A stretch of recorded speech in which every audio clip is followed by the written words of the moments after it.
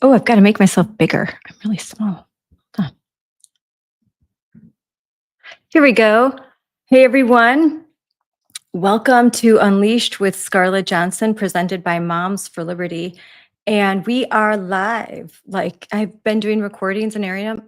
This is actually live. And this is a concept I've been wanting to do. We've got so many guests today. It's kind of a free for all. People will be popping in. But this is the Parental Rights Podcast. We are going to talk to warriors, literal warriors, my friends, and they, they are amazing. And with no further ado, let's get one of them on right away. Hi, Shannon. Hey, Scarlett, how are you? Good. I mean, I literally ran here. I was throwing laundry in. So if I'm a little discombobulated, it's because my daughter had a late start. I hate No those. worries. You're a mom. I get it. So I'm Thanks like, for having me on. I'm so excited. look at your background. Looks so cool. Yeah, Oh, there you wait, are. I love it. I love it. It looks so professional. We're moving up in the world. You've inspired me, Scarlett. Gotta get my whole setup going here.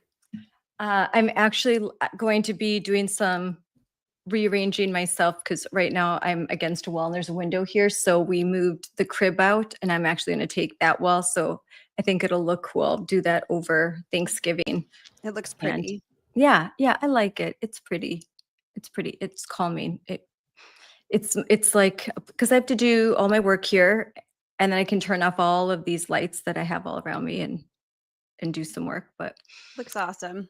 yeah, I'm a bit tired because Erin's here too. I'll bring her up in a little bit. But I'm a bit tired because at the last minute I came in from DC and then I had a Yeah, how text. was that? What did you do there? Oh, that was great. I did a lot of things. I checked into the press office, it's just cool to be able to walk in through the gates, um, have my badge and just in awe of the White House, and I brought my professional camera. And so I took a bunch of really good pictures. And then I sat the press conference that's usually on Wednesday was canceled because the first lady and Usha Vance, the second lady, went to Camp Lejeune. Yes. And so the focus was on what they were doing there. And then the president was meeting with Saudi Arabia, Prince, and all of that. So it was pretty quiet. And then the next day, the press conference on Thursday, and Linda McMahon came, which was a surprise. That was really cool. And then I fly home. I go speak at a Moms for Liberty event because I did not want to miss that because that's like our grassroots. So Racine and Kenosha, not too far from you. Yep. And then I got a call. Oh, you want to go on Trace Gallagher's show? And I just say yes to all of this stuff because I thought, okay, it's a chance to amplify. Did not know what we were going to talk about until I was done with my speech and was driving home, and obviously can't be on my phone while I'm driving, but real quick was like, okay, this is the topic. And then there's a van that pulls up, a big white van, and that's the studio. So I go into the van outside of my house, and it's this like traveling The studio. remote van. Yeah. And I've never seen anything like that. So Yeah. it's cool, but I don't think people understand, like, I can't see Trace Gallagher. I can't see any of the graphics he's pulling up. I have a microphone in my ear. I can only hear what he's saying. And the van would get too cold, too hot. So the driver, Chris, was so nice. Shout out to him. He was so nice. I said, I feel nauseous. He said, people have thrown up, but it's okay. I'll be fine. Oh, because they get disoriented? I know. I just was so nervous. And then I'm looking, and you're looking at nothing. So you have to pretend like you have to pretend you're talking, but you see nothing. Like you're looking up and there's nothing. Yeah, that's awkward. It's weird, and I can only hear, and there's a little bit of a delay, and then it's a blur. I talked up here, and apparently, and then I'm done. I'm like, oh my gosh, was I terrible? Did I just sound like Great. I'll check it out and I'll share it when you post it. I know, I'm waiting for it too. My husband recorded, but you could hear the kids in the background but it was cool. It was really cool. Treescale was really nice that when I got to talk to him, and they were starting to tell me what to do, and I hear in the background they're like, "Oh, she knows what she's doing. She does this all the time." It's like it's different doing the podcasting than these clips, right? You know the difference. Yes, it is different. Yeah. Like you've been on all the Fox News shows and Newsmax. Like I think people like you have 30 seconds to say something Very and quick. Yep. very quick, and you want to make it count, and everything's in your head, but when the lights are on you and it's like you're live, it's like my mind's going blank. What do I say? What do I say? So Yeah, I get it. I mean, it is fairly unnatural, right? I mean, you're very vulnerable, but you put your best foot forward and represent, your message and yourself. And, usually it works out pretty well. I mean, the good news is that the message that all of us are putting forth is like a 95-5 issue across the country. So, yes, yes. put on your lipstick, have your hair done. And I think America is really grateful when you bring team sanity messaging to mainstream media and to your platforms. So I thanks guess for doing that, I Scarlett. can remove the banner that says show is starting soon because it started. I always forget Yes, that thing. it did So start. let's introduce you because you just come up and start talking. And so this is my friend Shannon Adcock from Awake, Illinois. And backstage, we have Erin Lee, and I'll bring her up in a minute. But I want you to talk about who you are and what you do in your organization. Sure. Well, I met you early on when I first pretty much ran to the barricades, Scarlett. So you're in Wisconsin, I'm in Illinois, and we met at a Defending Education event in 2021. So I was fresh off of, uh, you know, working to reopen schools here in Illinois. We had some of the longest lockdowns around the country, being in a super Marxist majority state with Governor Pritzker, the worst governor in history, at the helm. And so we were fighting against teacher unions, against unlawful mandates, and I ran for school board. And I know you ran for school board pretty Yes. much like right after me, I think. And we just became a thorn in the side of teacher unions and woke indoctrinators and woke bureaucrats and politicians. And unfortunately, I recognize, and I think this really resonates with a lot of parents around the country, we thought our elected politicians would represent us. We thought that the Republican Party would be these strong, bold fighters for our families. And at least in Illinois, they weren't, and arguably still aren't, with some exceptions. So I recognized 2 days after losing my school board race that we really needed an independent platform to elevate our voices and to fight all of this insanity for our children. And so in 2021, 2 days after that school board race, I started Awake Illinois, and it took off because people were so hungry, Scarlett, for team sanity, for ethics and policy, for lawfulness. And a lot of people were looking around and saying, this is crazy. We have to do something, but people maybe didn't know how to get organized or didn't have, a platform to elevate their voices. So we started it for them. And I'm so grateful I found friends like you at the barricade, and you haven't stopped for 1 second. There've been highs, there've been lows, but proud to be a thorn in the side of woke. Yeah, I mean, Wisconsin, we actually the GOP, the head of the GOP right now, Brian Schimming, is a very good friend, and he's my mentor. He became the chairman of the GOP just a few years ago, but when he was just working for the state party, he met me and some of the other moms that I was working with at the state convention. It was the first state convention we'd ever been to, so we're all like bright, like, wow, wow. And he met us, talked to us, and right away he knew that this is big. Like this could win us elections. That's powerful. And at that time, Brian Schimming was a guest host on a very popular conservative radio talk show in Wisconsin, mostly southeastern Wisconsin. And he had me on. And that kind of catapulted where, so that opportunity to get on the air, I realized early on the power of media, Yes. getting on the air and other people they can hear you. And so Brian got calls like, who was that? Who is that mom? Like, she was fiery. Oh, I liked what she had to say. And so that kind of got started. Now, there were members of the GOP that were not forward thinking, that did not think that they should get involved in school board races or nonpartisan races. And what happened was eventually a lot of us basically started to join our county party, run and win elections. And then now I think the vast majority of local GOP participate in their local school board elections, and they support candidates, and they know what time it is they're involved. So I think because Wisconsin's been a battleground state, we've been really lucky. I'm happy. It's not perfect, but I think a lot of the leadership of the GOP is very supportive of the parental rights movement. Just we don't have a lot of money.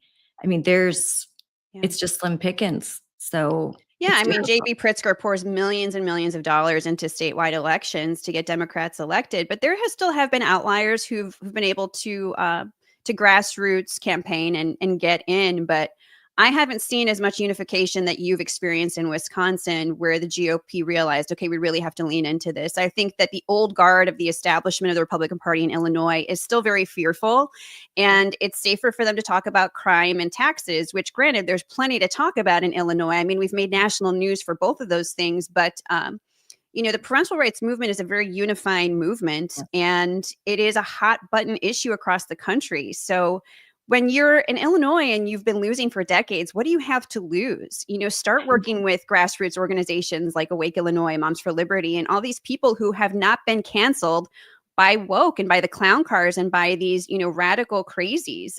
There's a lot of grit in that to be learned as a candidate in the political landscape right now. So there could be a lot of, semiotic relationship building that could happen there. And grassroots has a good following. So a candidate, even for a self-interest standpoint, should want to do that to help campaign, on the cheap.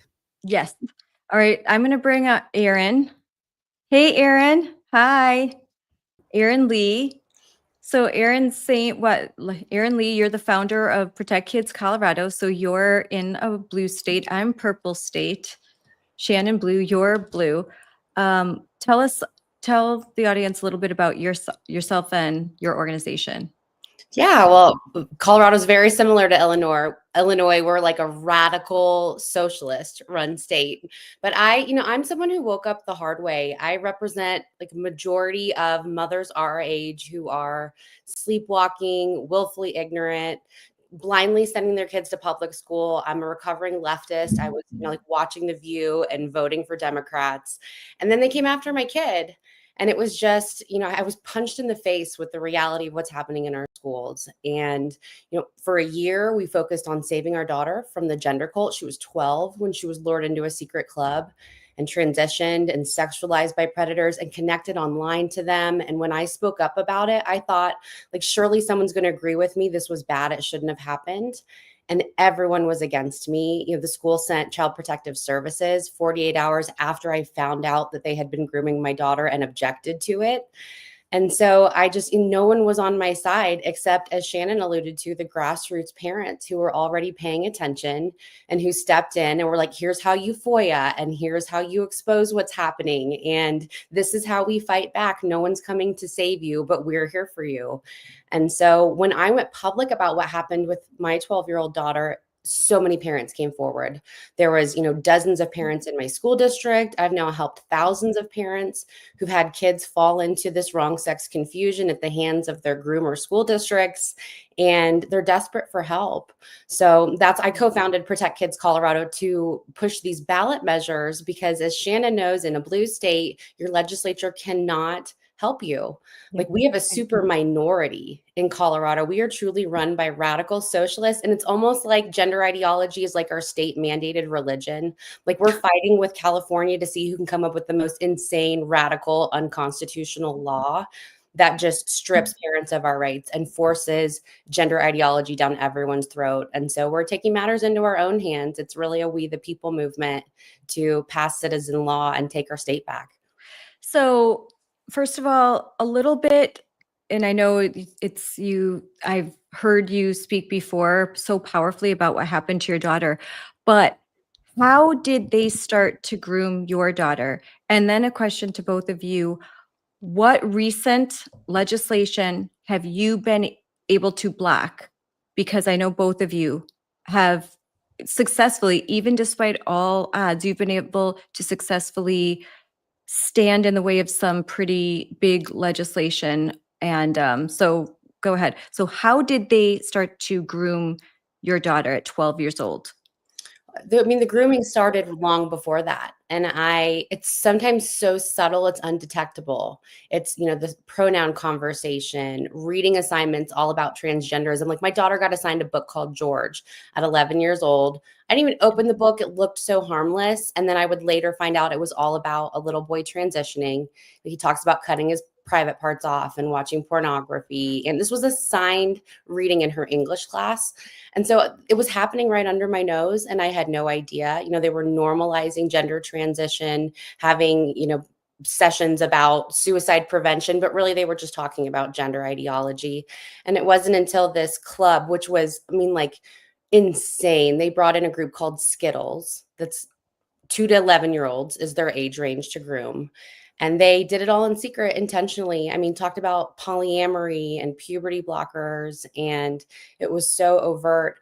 And then when I spoke up, I was insane. I was the bad guy. Like, how dare you draw attention to this important programming because of all the kids whose parents are not supportive.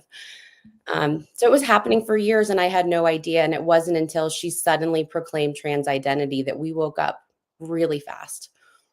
So you told me a little bit when we were in Chicago at the Defending Ed conference, the area that you live in. I think that's relevant, and you might want to share, like, who are the billionaires that live where you live in Colorado? Yeah, well, they actually work alongside the Pritzker family. I live in Fort Collins, Colorado, which is owned by Pat Stryker of the Stryker Medical Corporation. And she is one of the main funders of child mutilation, along with the Pritzker family, along with the Rothblatts. And she's just poured her billions. In fact, there's a great book. I have it on my shelf back here called The Blueprint. And I encourage everyone to read this book. It's about Colorado, but it's how 4 billionaires came in and flipped a red state to blue. They did it out in the open. They talk about it in the book. They're very, very open about this is how we did it. We just poured our billions strategically into school boards, city councils, county commissions, then strategically House seats. And they just went up the ladder and flipped the state with their billions of dollars. And so when I looked into my school board race here, the school district that I sued for what they did to my child, unfortunately, SCOTUS didn't take it up, but I know they're going to take the little John or Foot case. But when I looked into who was funding the school board race, it was the NEA, the AFT, the Obamas, the Rockefellers, the Strikers, the Gills. I'm sure Pritzker had his money in the local school board race as well. So they're investing in our communities right under our noses. And unless you follow the money and you could take the breadcrumbs all the way to who's funding them, most parents have no idea that kind of money's pouring in. So right here, I have the blueprint, how the Democrats won Colorado. And that's the book you're talking about, right? And why Republicans everywhere should be concerned about it. So they talk openly in the book about how they are going to take the blueprint to Texas. And I think Texas had no idea that was happening. But if we look at Texas now, they've been infiltrated. They're Republicans, they're not Republicans. And a lot of their laws that are being passed or not able to be passed is really reflective of how this blueprint has been implemented even in red states. We were just the first. That's scary. Wow. I'm going to get this book. I did not even know. I'm putting the link right now in the comment section so that people can get to it. It's insidious, and the Pritzkers, and right, Shannon, doesn't he have a transgender sister or something that's a cousin? Okay. Yes. Colonel Pritzker, who was a Republican leaning donor up until he got involved in transgenderism. He now goes by Jennifer, and he has poured millions of dollars into, for example, Lurie Children's Hospital in the city of Chicago, which has a gender clinic and has been doing puberty blockers and gender affirming care, which is careless. It is unethical. And I'm glad that more is coming out from HHS, from the federal government, on the proven harms of mutilating and sterilizing healthy children. So the Pritzkers are, I think, 12th, 13th, 14th wealthiest families in the world. You're talking crazy money. Yeah. And when that's funneled into nefarious causes, they become really bad actors. So, they can purchase their way into politics. J.B. Pritzker, my governor, he's a very unimpressive person, but he has the power of the purse. I mean, most people in politics, I think, are actually pretty unimpressive, but he is horrible. And I think that, whether it is his cousin, who, by the way, Colonel Pritzker, has been married to 3 women and sired biologically 3 children.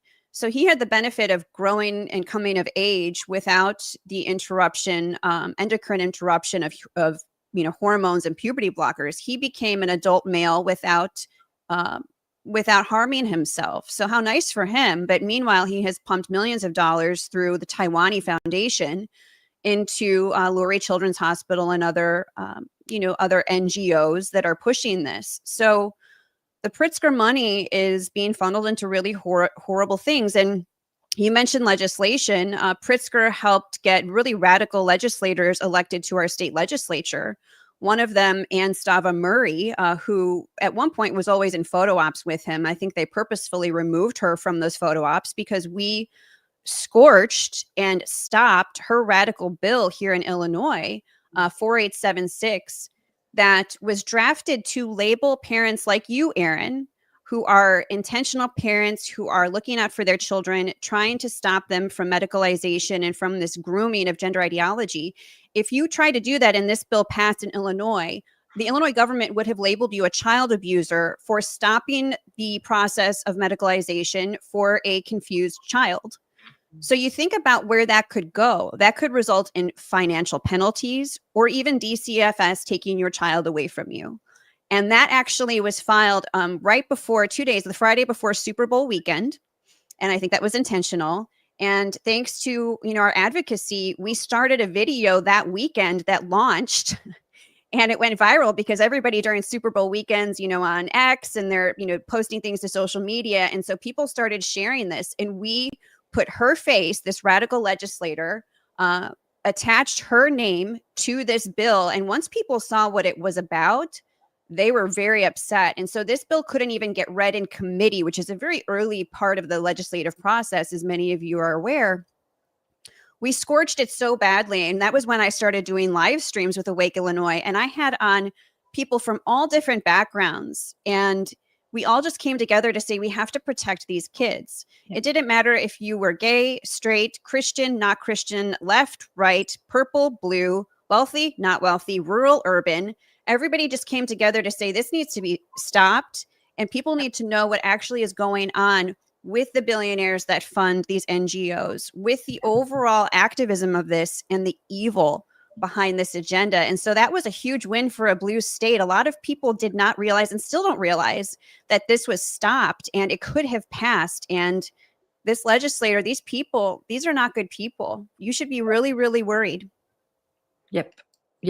That was huge for you guys to stop this legislation, because it was an uphill battle, but that you were able to do that. And also with the homeschooling bill, what you guys did is working with Alvin Liu, you were able to kind of stop something before it started. And that's really important. It's really important sometimes that you've got to stop something before it starts, because once it heads off to committee, Erin, as you know, that's when it can get really hard. Yeah, I think it's important to point out too, that legislation, it would have put it into law. We had the same thing here in Colorado, and that's what we were able to stop. It was House Bill 1312, which is the worst bill passed, I think, in any state ever of all time. It is so blatantly unconstitutional. And I actually filed the first federal lawsuit with Defending Ed and Colorado Parent Advocacy Network and Do No Harm against that law. So we were able to strip that language that would have labeled parents as abusive. They actually defined it as coercive control, which is a class 2 misdemeanor, which is akin to like harboring someone for sex trafficking. So that level of abuse is what you would have been officially labeled. But what's so important for people to understand is that this is already policy and practice in all of the systems. So Child Protective Services, family court, if parents are not willing to affirm their child, they're already labeled abusive, even though it's not explicitly written into law. And so what's really been on my plate a lot lately is so many parents coming to me who have lost their custodial rights. It's mostly dads who, the moms are what I call transhausen. It's like Munchausen syndrome, where they're pushing their kids down this path of transition. And it's usually the dads in a divorce situation who say, no, you're not a boy. I'm not going to go along with that. And the family court system will weaponize that against them. I know actually a liberal dad who was at the Moms for Liberty panel for 1312, super far left. He's a public school teacher, and his ex-wife, I mean, she suddenly came home and was in love with a woman, and well, she was trans and then she was a woman. And then she was suddenly transitioning their 7 and 9-year-old sons. And they found themselves in Colorado Children's Hospital for puberty blockers. And the dad probably would have gone along with it. He was just exercising like healthy caution, like asking very normal questions. What are the side effects? What does this mean? What are the long-term effects? Like, I'm not saying no. I just want to understand what the consequences are of putting my 9-year-old on these drugs. And for doing that, because he went pro se in the family court system, he lost custody of both of his children. They're now 13 and 15. He's had no contact in years, and they're both being fully medicalized against his will. So it's already happening. It's almost unfortunate we struck it out of law, because then we could have challenged it in the court system. Wow. This is crazy. I have so many questions. I'm going to bring up Sonja Shaw. Hi, Sonja. Morning. How are you guys, ladies? Good. Hi, Boy, Sonja. now we've got a real powerhouse panel here. So, so Sonja, you are a school board member and president in Chino Valley in California, and you're running for state superintendent, which hats off to you, because wow. So briefly describe who you are, why you got involved in this, and what you're doing right now. Yeah, so briefly, I was born and raised in Chino. I was always an involved mother. I didn't, unfortunately, have an involved mother. So it was really important for me to be hands-on in the classroom with my children. I owned a small fitness business before I got politically involved, because we have a moral obligation to be involved in politics. I really do believe that now. But 6 years ago, when Newsom shut down the world, that's our governor, by the way, in California. And I'm sure you heard about him, because he's trying to be the president of the next president of the United States. So beware, whatever, starts in California, unfortunately travels through the nation. And he's one of them that we need to stop. But long story short, he poked the wrong bears in California, the mama bears. And that's when I was like, what in the world's happening in the education system? And then eventually it led, like all of you. I mean, we've been, all together in this fight for many years now, which is beautiful. But we started traveling to Sacramento, which is our capital, and fighting against crazy laws. And then eventually our school board, we found out, was Soros backed and backed by special interest groups. And they had, we only had 2 members on the board out of 5 that, wanted common sense things and education to be focused on just that. And then eventually we just said, we're done. We're taking the seats. We're not playing around. And 2 seats were up. And I ended up being one of those candidates after leading a grassroots parent organization. And that year in 2022, we took those seats, flipped our board from a 2-3 to a 4-1, and we hit the ground running. We passed common sense policies that got us in lawsuits with Governor Newsom and our state superintendent and our attorney general for just wanting to involve parents, which they have a constitutional right, and we're fighting the good fight for that. And we've also passed many other common sense policies that are education focused, and the state and the unions constantly bully us, and they try to, stop us, but we do not give in, and we do not give up. And last year we took all 5 seats with members that believe education is should be the focus on reading, writing, and math. And also all 5 members are in agreement that if they want to come out with us with lawsuits, death threats, whatever it may be, the only way to take any of us out is on a stretcher. And God willing, we have the protection not to have that. And we've made that very clear. So here I so you're in California, and you were able to flip a board, and you're school board president, and you're passing legislation that protects girls' sports, that protects parental rights. You don't you're not going to say there's 137 genders, and you're in California and doing it. So this is just a warning, because I just went and spoke yesterday. And in Wisconsin, where there is no statutory requirement to include, gender, non-binary, transgender, there's nothing in state statute. It's male, female. So where we are still protected, because Republicans control the Assembly and Senate, we still have school board members that are afraid to pass policy that aligns with Trump's executive orders and that fall in line with the guidance issued by Secretary Linda McMahon, the OCR, the DOJ, and they're like, we're going to get sued. So if you can do this in California, then there's no excuses for anyone. It doesn't matter if you're in a blue state. Pass the policies and let them sue you, because we're going to need to have lots of lawsuits in order to win this. We're going to need to win these battles in the courts. At least that's my opinion. Yeah, unfortunately, I do believe in what you're saying, and I agree. Look, California has the most wicked laws, and school boards are supposed to pass policy.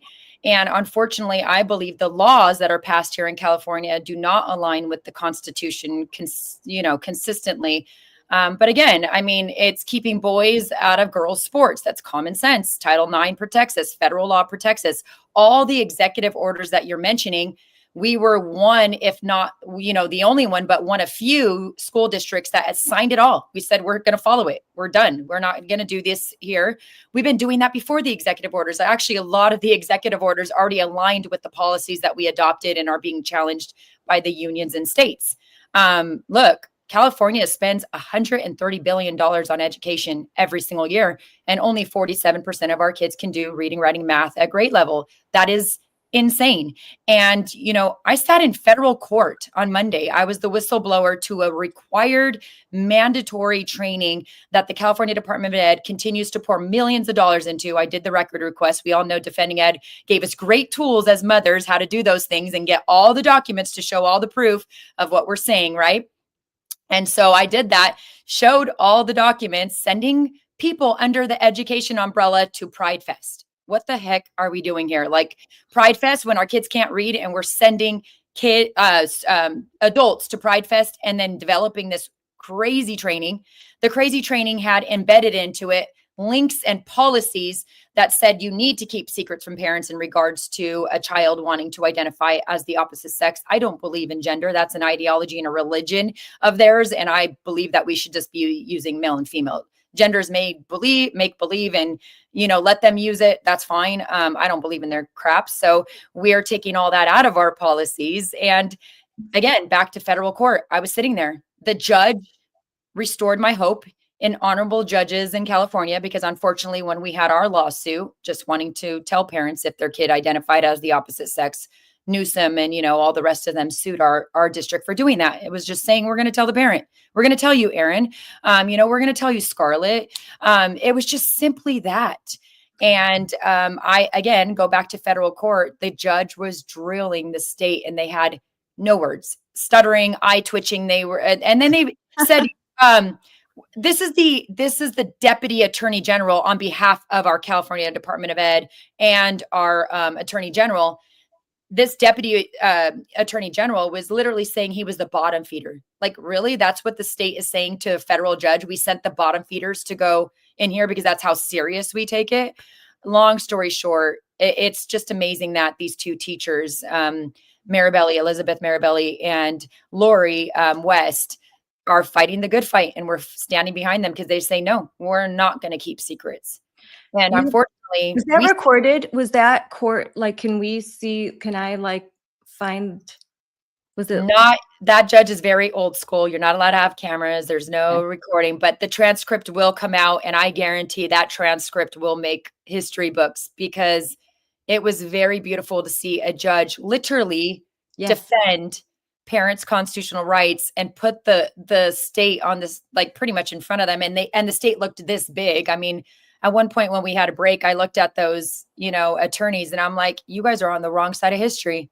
And one of them says, no, I'm not. And I'm like, keeping secrets from a parent is on the wrong side of history, and you're going down on the wrong side of history. And he goes, I'm not going to engage with you. And I said, you already did. Like, too late. You already engaged with parents. You already got us involved. Sorry, dude.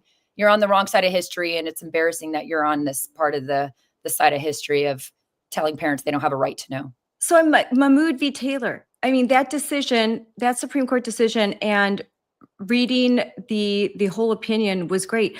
Mahmoud v. Taylor, 6-3, parents have the right to opt their kids out of LGBTQI plus themed instruction in schools. And it reaffirmed parental rights. Yeah. Despite that, the Scarlett case, still, these districts are still doing this stuff, Well, Scarlett, the good news is, so Sonja, the resolution that you had provided is basically a template to protect Title IX, to stop a lot of these really radical policies. Schools in Illinois are adopting that, but they're being very quiet about it. They're really doing it in the underground. They're not taking to media, and I understand why. But the good news is that school boards are finding their courage, even if they're not willing to, put out a press release about it. But they're calling me and telling me what they're all saying is that when enough have done this, and I have a list going, then they will all jointly be comfortable going public. But I don't even know if it was that they were worried about a lawsuit by a gender confused student. But I think they were worried that the state would withhold their funding. It's the same thing as the forced masking of children back in 2021.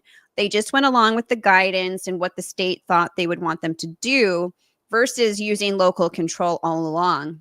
So it's really no different with this. But the good news is that your template, Sonja, has inspired schools in Illinois to adopt resolutions, male and female, and that is the definition for these policies. And so you're already seeing schools say, no, boy, you cannot go out for the girls' sports team, and they're really deferring to male and female as definitions. But hopefully as more, call me and tell me, hey, Shannon, we've passed this. When more get on board, we'll all go public. I love it. Guys, I'm going to interrupt because we're talking about legal. So we have my friend, Dan Lennington, who's the VP and Deputy Counsel for WIL, the Wisconsin Institute for Law and Liberty. And I love having, and he is a based lawyer. So here we go. Yes. Hey, hi, guys. Dan. How are you doing? Have you been listening to our conversation? Did you hear Yes. what Sonja said? What's happening? So as you're a lawyer, and I know, so you can say as much as you can, but what are your thoughts on what you heard? A lot of resistance from school districts. We have kind of a list going on, and we're helping, we have a parental opt-out form that parents can use at will-law.org/parents. And you can opt out of not just LGBTQ curriculum, but you can opt out of gender ideology, race-based instruction, religious rituals.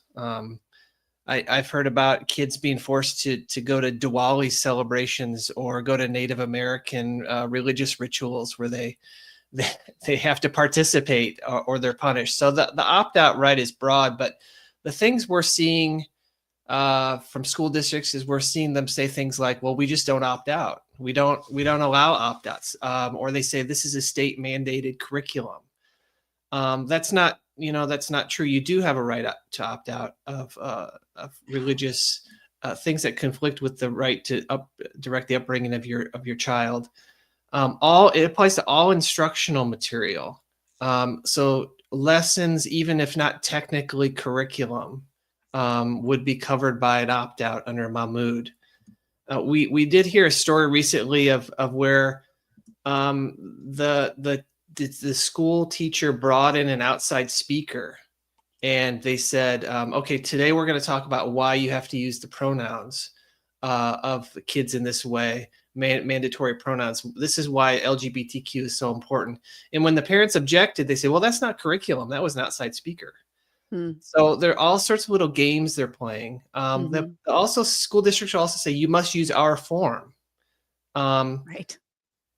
We don't honor blanket opt-out forms. We've heard that. We've heard also schools saying things like, we don't do any of that stuff, when you know they are doing that stuff. Also, they'll say things like, well, we already have a sex ed opt-out. Which sex ed is different than LGBTQ curriculum. Or even mental health screenings. That's something that's being pushed heavily in Illinois too. Yeah, and I was just horrified. Scarlett and I were at a conference a couple of weeks ago, and I was horrified to learn in New Mexico that they have these community schools where they actually have like healthcare inside the schools. Yep.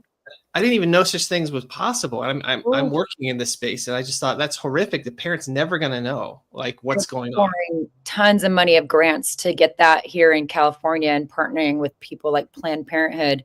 I do want to mention with the Mahmoud case, our district, this is why I'm telling people, like, you could do the right thing and the state can't really touch you. And if they do, it's only going to bring awareness. So let them touch you, because then you have great attorneys like you. But we've already had a policy long before that case took precedence. And what we did when that case took precedence, we just brought our policy back out and we just cemented that into there.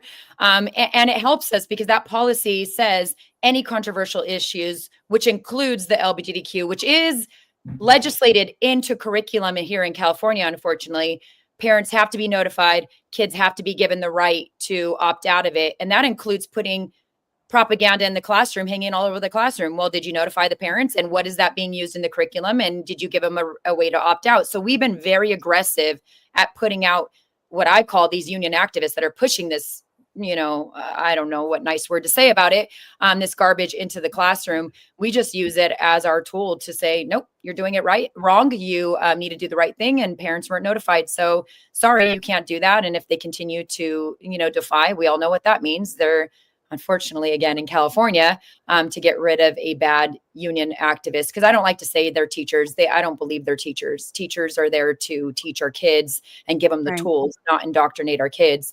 But again, we continue to do everything we can to send the message. You're not going to do that here, especially in our district. But I think we have an opportunity to take any state. And I love it because we all come from different states, right? But I always try to tell people, red states have the worst board members. They're just not aware of it, right? Mm-hmm. They're not. These people, this is a national agenda. This is not just California. Yes. This is not just Illinois. This is not just Colorado. This is a national agenda. And if we don't start waking up and paying attention to the NP, elected positions, the nonpartisan, we're in trouble, guys. Like you can get all the red legislators you want, all the Republicans, but if you don't have people in those nonpartisan seats doing the right thing, I mean, we're proof in California. Look at what's happening. We're making the Newsoms, the people that are going to run for presidency come off their throne and really show who they are. Yep, exactly. I mean, they wouldn't be exposed if it wasn't for the parents that decided to say no, right? Yep.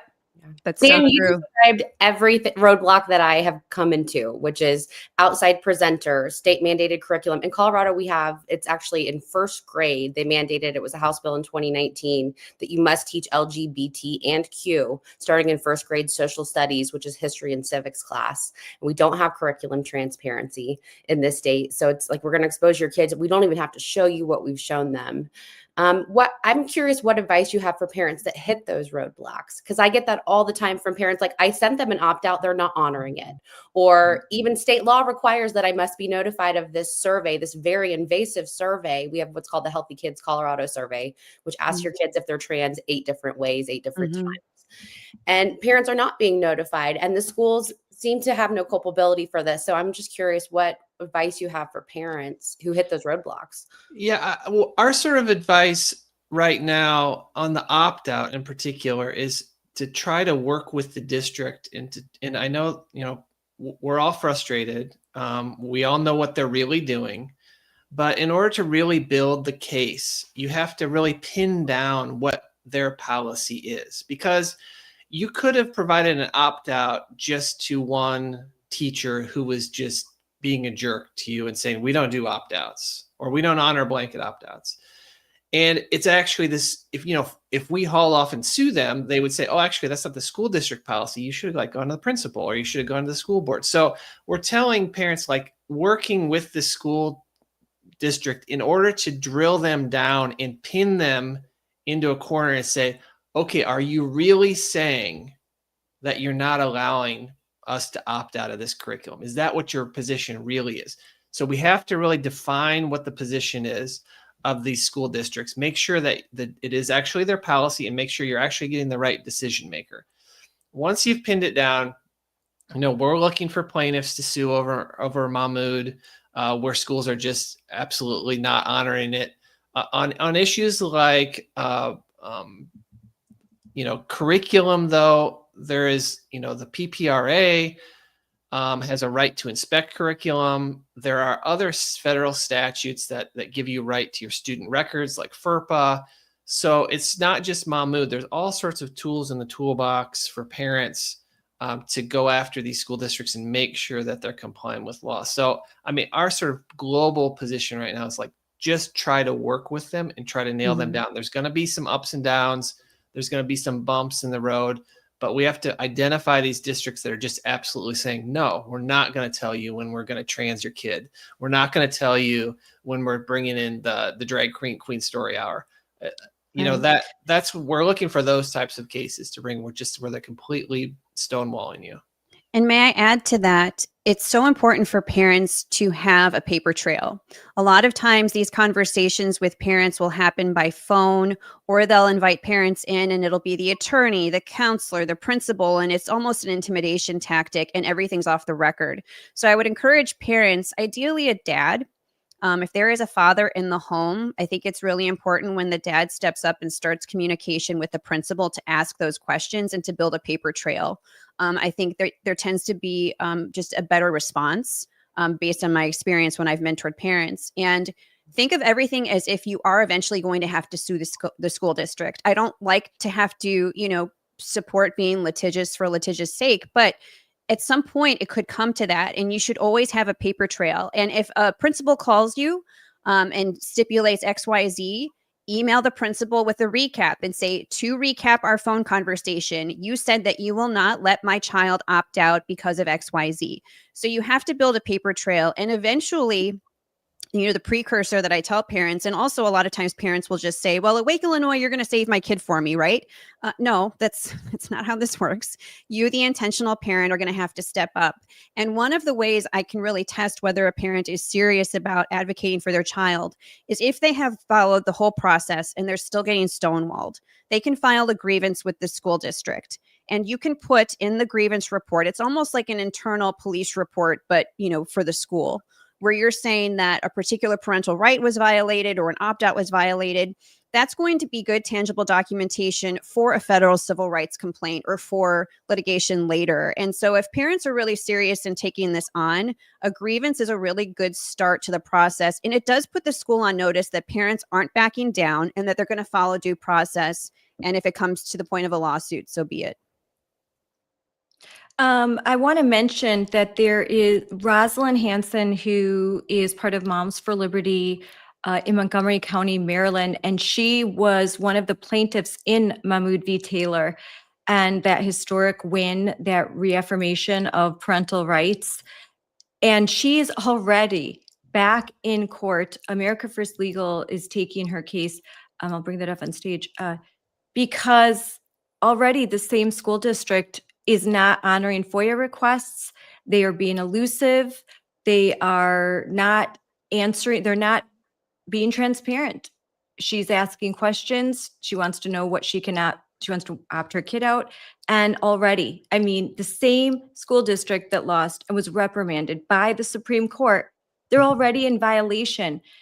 Dan, what does that say about the tenacity of these school districts that they continue to obfuscate? Even, they always say, "Oh, democracy, democracy." Well, they're flouting the Supreme Court.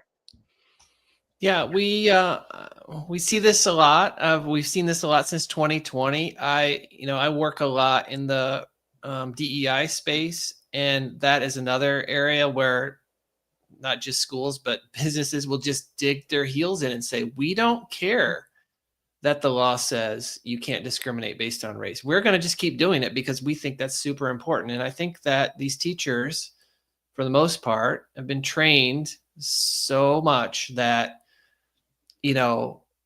that they think they're saving lives. Mm-hmm. They think that there are all these kids out there that without their protection, and they need to be protected from their parents. Let's just make that absolutely clear. That they're the heroes in this story. They have put themselves as the center of the story. They are the heroes, and they're out there protecting these kids, making sure that they grow up to know that their gender is fluid, that they can have whatever morality or no morality in the world, that the virtues that their parents taught them are probably wrong and old-fashioned and discriminatory. And when you have that mindset, it's hard, and you've just got to dig in and root out these policies and these actions one at a time. I mean, we say, that in a lot of these cases with, the win in Scrimeti, the win in Mahmoud, we're going to have these wins hopefully soon in the West Virginia case and others that, we won the air war, but we have not won the ground war. We have to go house to house. We have to go after each and every one of these, because you know what? We can't bellyache. These are our kids. You are fighting for your kids, and a win has to be followed up with more wins. And so that's why groups like America First and Wisconsin Institute for Law and Liberty, I can name them all day long. Institute for Justice, Alliance Defending Freedom, Foundation. Yeah, all over Southeastern Legal, Mountain States Legal, Upper Midwest Law Center. There are dozens of law firms like Wisconsin Institute for Law and Liberty who represent parents for free. We'll litigate for you for free. We'll take your case on for free, so you don't have to. And that's why we're here. That's why this network exists of state-based and national-based litigation centers and policy centers. and I have up on the screen leaked NEA training materials. Shannon, you put this up yesterday, and it's actually was one of the questions I was asked when I went on Trace Gallagher. And luckily you had sent me this link, so I knew something about it. But you did an exhaustive thread, Shannon. So what has been leaked? What's happening? And I think it has a lot to do with the conversation we're having right now, where the NEA is doing what in December? Right. Well, this is thanks to the work of Defending Education, formerly known as Parents Defending Education. We're all friends with their team. They do excellent work. So they actually exposed the National Education Association, which is the largest teacher union in the country. The Illinois chapter of the NEA does not like me. Since 2021, when I first started, they put me in their propaganda videos and in their newsletter. And it goes to show the power of an invested and intentional parent. You can become the perfect adversary to the largest teacher union in the country. But what has been exposed is that in December, they're going to have what I would call a total activist-based training for educators to keep secrets from parents in the classroom, to push transgender ideology onto children. There's even how to come out at work. So all of this sexuality-based identity politics stuff, there is no discussion of literacy. There's no discussion of dyslexia or math. And in the state of Illinois, we have 30% proficiency in reading. In other words, 70% of our children are not reading at grade level. But the largest teacher union in the country which donates to Democrat candidates every election cycle, is pushing activism, leftist progressive activism in this training. And the materials were leaked. Again, Defending Education did a great job here. And it's just such a shame that it has brought our public school system to its knees. But at least we have receipts now, and parents are figuring this out. And it doesn't matter if you are a Democrat, Republican, far left, far right. Nobody should want secrets kept from them when they send their children to school. But this is what the teacher union is focused on. And we have to ask, why is this their priority and not literacy and math? Yep. So if I can add, Shannon, this is what exactly I was sitting in federal court on Monday, because I was the whistleblower that provided the screenshots from a required mandatory training, that exactly what you're saying. It's already in California. It's legislated. It's already rolled out. It's called PRISM. And everybody should be aware of what that is. It's actually pushing everything you said, LGBTQ plus, into the classroom, and then requiring districts to use the links in there for model policies, which included keeping secrets from parents in regards to this. California has and continues to spend millions of dollars into this training. And this training, we keep saying it's not stopping in California. Obviously, the NEA is proof of that. And, when I started to blow the whistle on it, we definitely got the CTA and the NEA's attention. And then we received what I call another bullying letter that I ended up ripping at the board meeting and throwing it in the trash where it belongs last night's board meeting. But I will say it's already there. They already have the blueprint. California taxpayers already paid millions of dollars to have it go across the country, because that's what they do. And it's horrifying. I mean, they even went as far as literally saying, after the module that tells you to keep secrets from parents, the next module is using an example of a special education student in 8th grade wants to be called they and them. And pretty much you're to affirm that. And that made me want to punch a wall. And I keep saying we need to be more relentless than them in protecting our kids, because they are relentless at destroying our kids. We have the screenshots, recordings, everything. And I ended up, making sure that the attorneys that are fighting this in federal court have access to it all, so they can continue to expose it. And I'll continue to expose it, regardless of all the unfortunate lawfare that they are using against our district. I mean, we have multiple court cases. And now I think people need to be aware, you can win or lose in federal court. And we all know the Constitution's on our side. So they know we're going to win that part, but they're now using, I don't know if you guys have it. We call it PERB. It's the, administrative law way that unions use to, I don't think all states have it, but some of them do. If you were to violate a teacher's work condition, well, you tell me why we're in court for parental notification when the teacher had nothing to do with it. It was our admin going to tell the parents. We're getting sued for that one. We're getting sued for our flag policy, getting all flags out of the classroom except the U.S. flag and our California flag and military flags, right? We're getting sued for every common sense policy you can think of. And if we're not crazy, they're a total activist arm. They aren't even for teachers. I've talked to teachers. They've stopped giving dues to this organization because they don't help them when they're in a pinch either. They're not for students. They're not for teachers. They're not for education. They're for far left activism. But can I just read to you one of the pages? And again, if you go to defendinged.org, you can get all of the leaked materials. But can I just read this page 45 of this leaked material? Architecture of a race, class, gender narrative.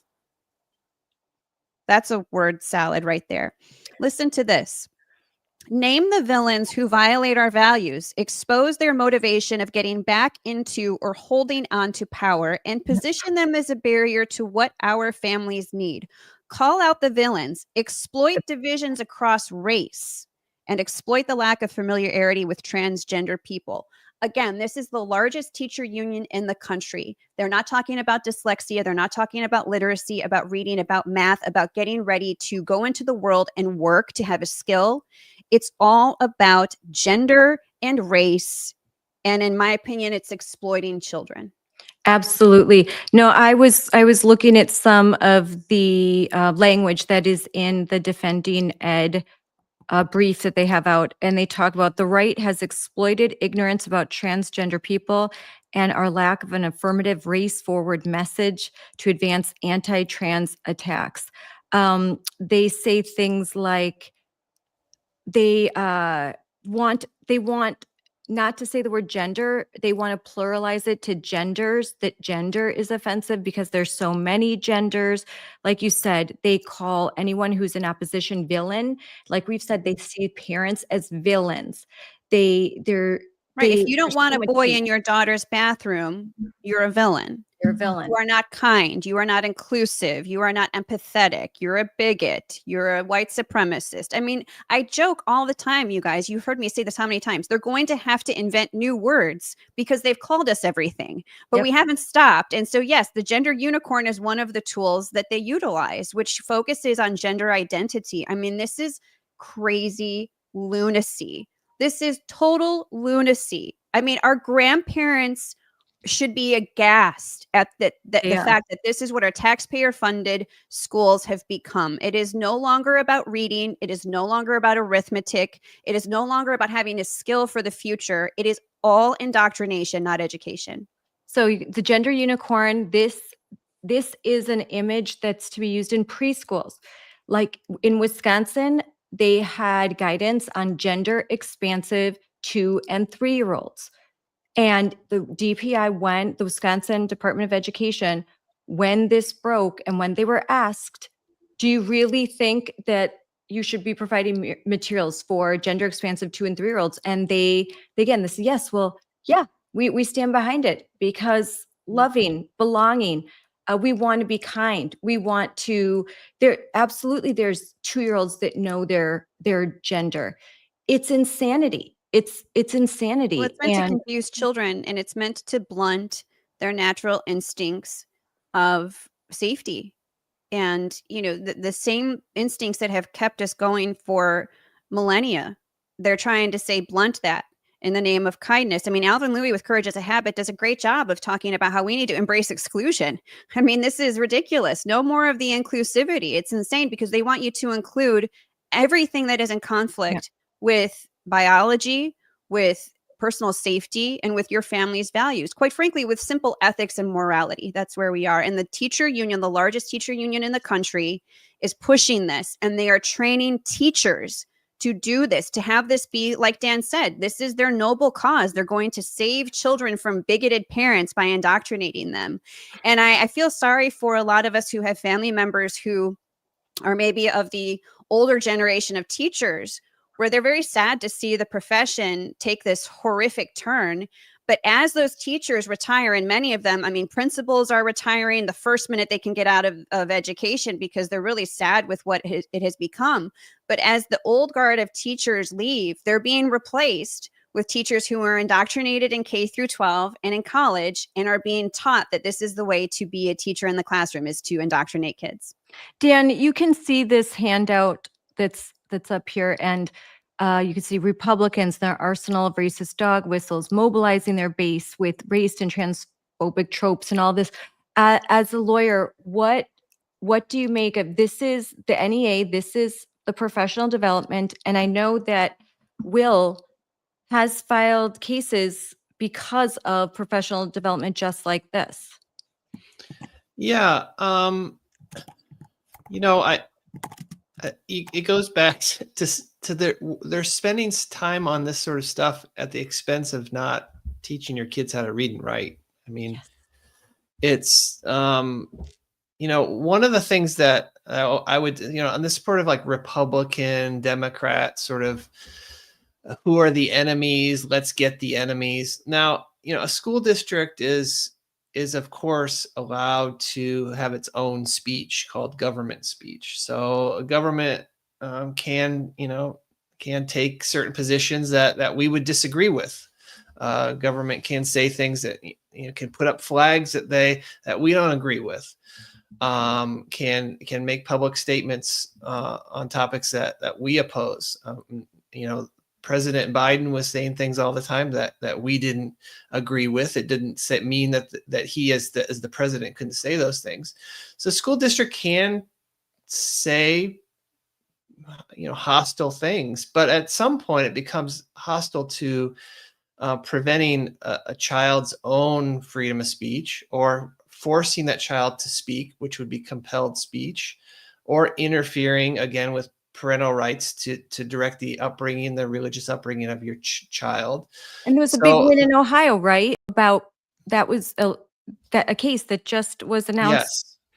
Yeah, that's the Defending Ed case from the Sixth Circuit.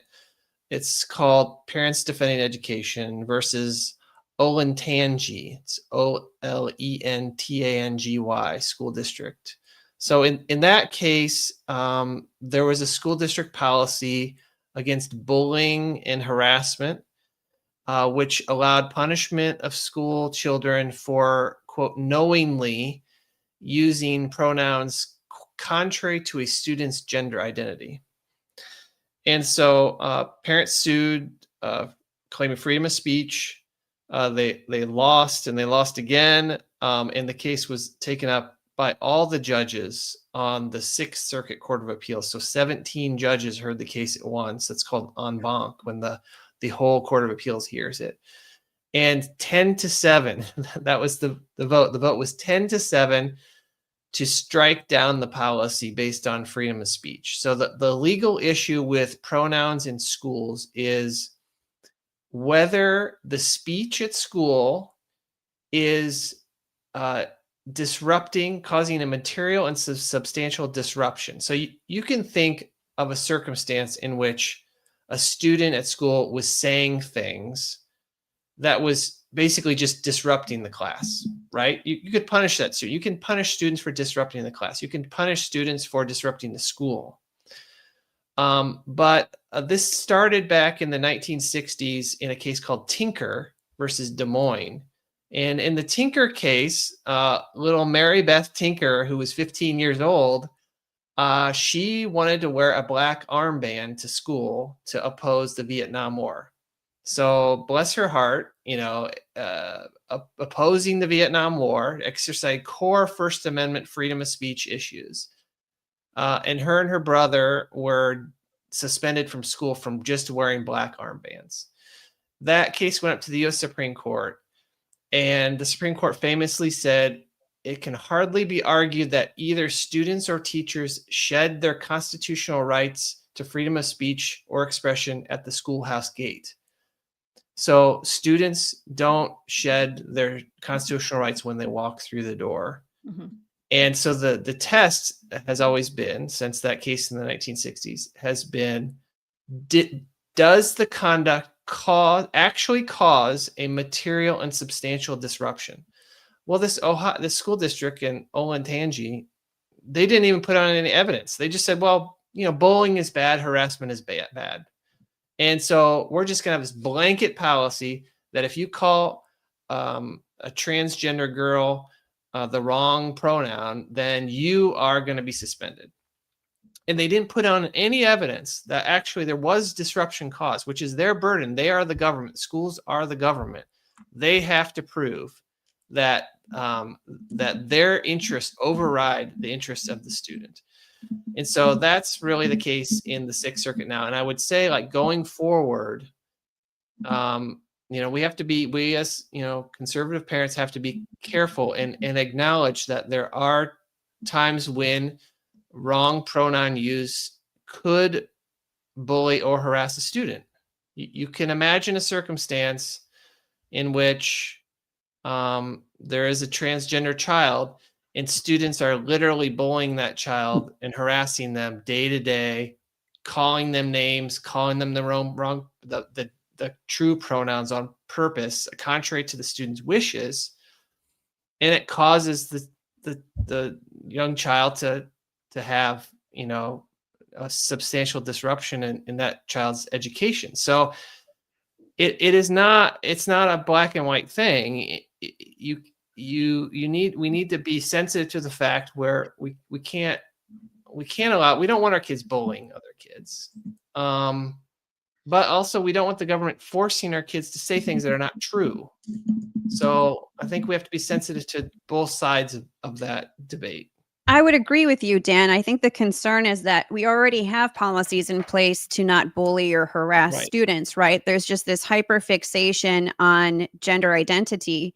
And I can tell you in a district here in Illinois, a male teacher was going to come back at the start of the school year after being there for years and wanted to be addressed as a female and had a new name. And the school district produced a script that staff was supposed to use with, in this case, a K-5 school. And I think it traversed a very dangerous pathway of dictating the free speech of students by saying the students were going to have to call him by certain names and certain pronouns. And I'll have to send you the script that came around internally. It was leaked to us, but I think that this is a very, it's a very fine line. And I just think it's a shame that this is where we are, where young children are being told to blur the lines.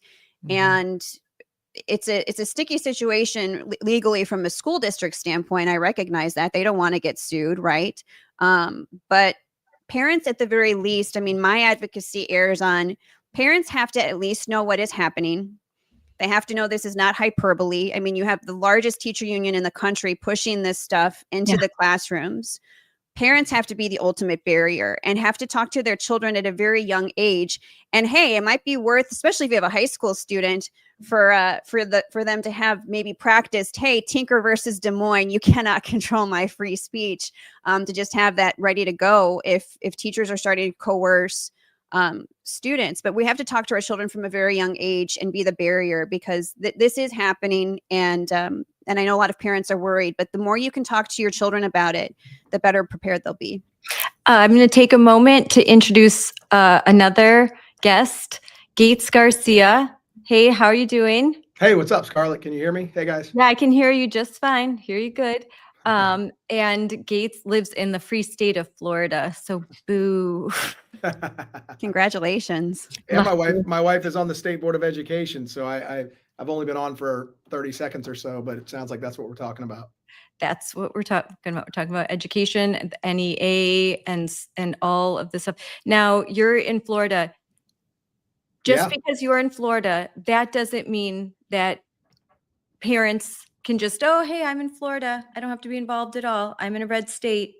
I'm on Google or whatever. Like, you still have to be involved. Yeah, I would say that in some ways, being in a state like Florida that is so free and such a good example puts more pressure on us, because we're winning in this state and the left doesn't like winners. And when we win, the more we win, the more under attack we are. It's hard to fight for ideas. It's harder to keep them. And so, yeah, I mean, we're the freest state when it comes to education. We're the freest state when it comes to a lot of things. We've rolled back a lot of the nonsense that was in schools. And I just, and look, I'm guilty of the same thing, right? Like we want to get so many things out of schools. I raise my hand on that. I want to get all of it out too, but we have lost some things that need to be in schools. So it's one thing to talk about sort of getting the junk out, but we need to get the good back in. And this will sound like I'm going a little bit off topic, but I'm not.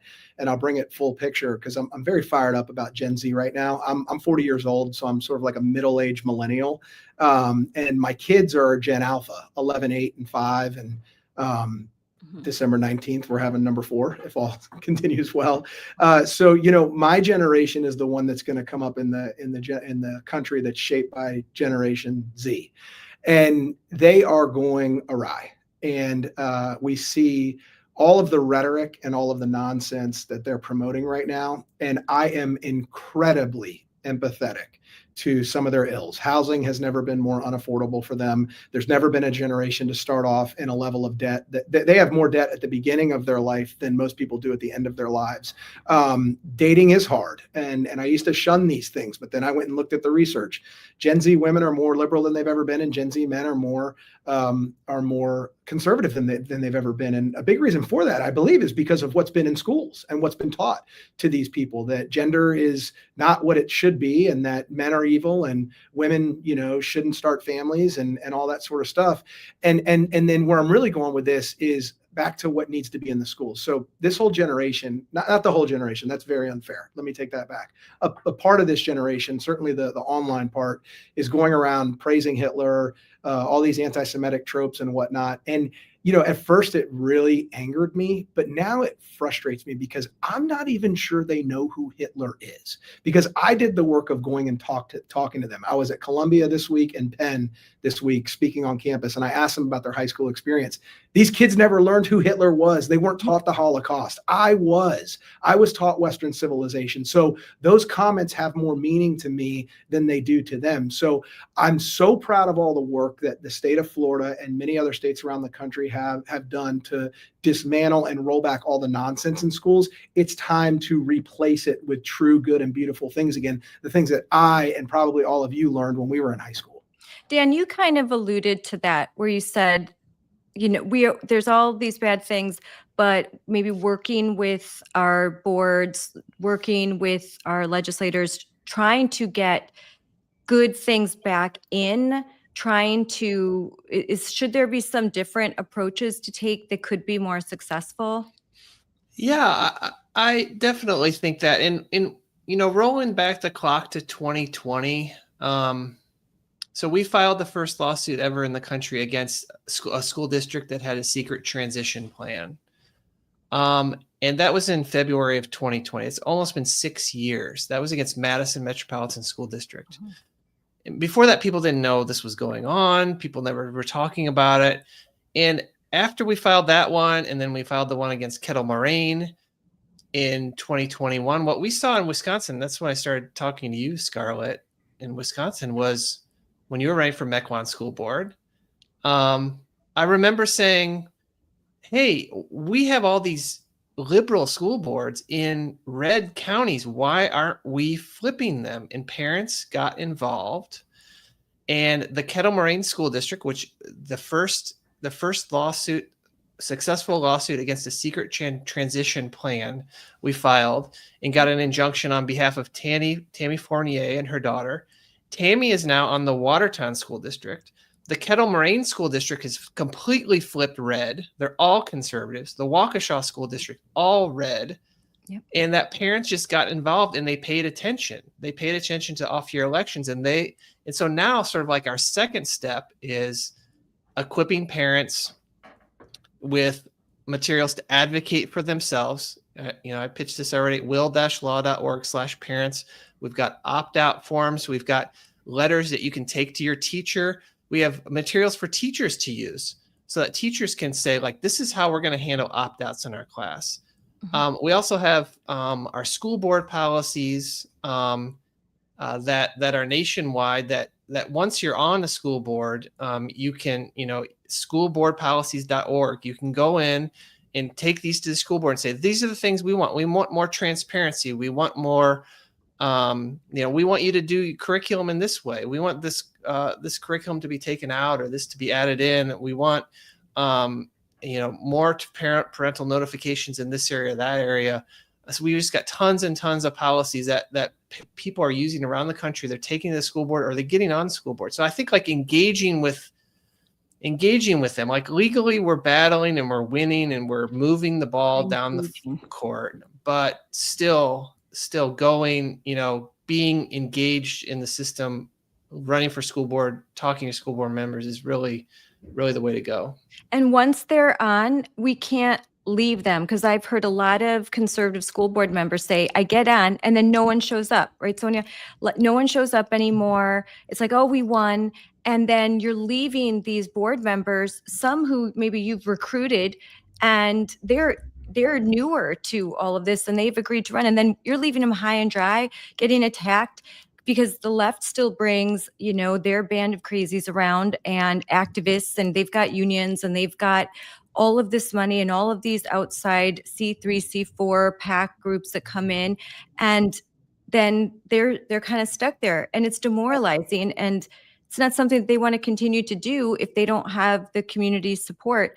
And if you're always criticizing and not offering solutions. Now, like to what Gates was saying, in Wisconsin, we passed bipartisan legislation on teaching the Holocaust in classrooms.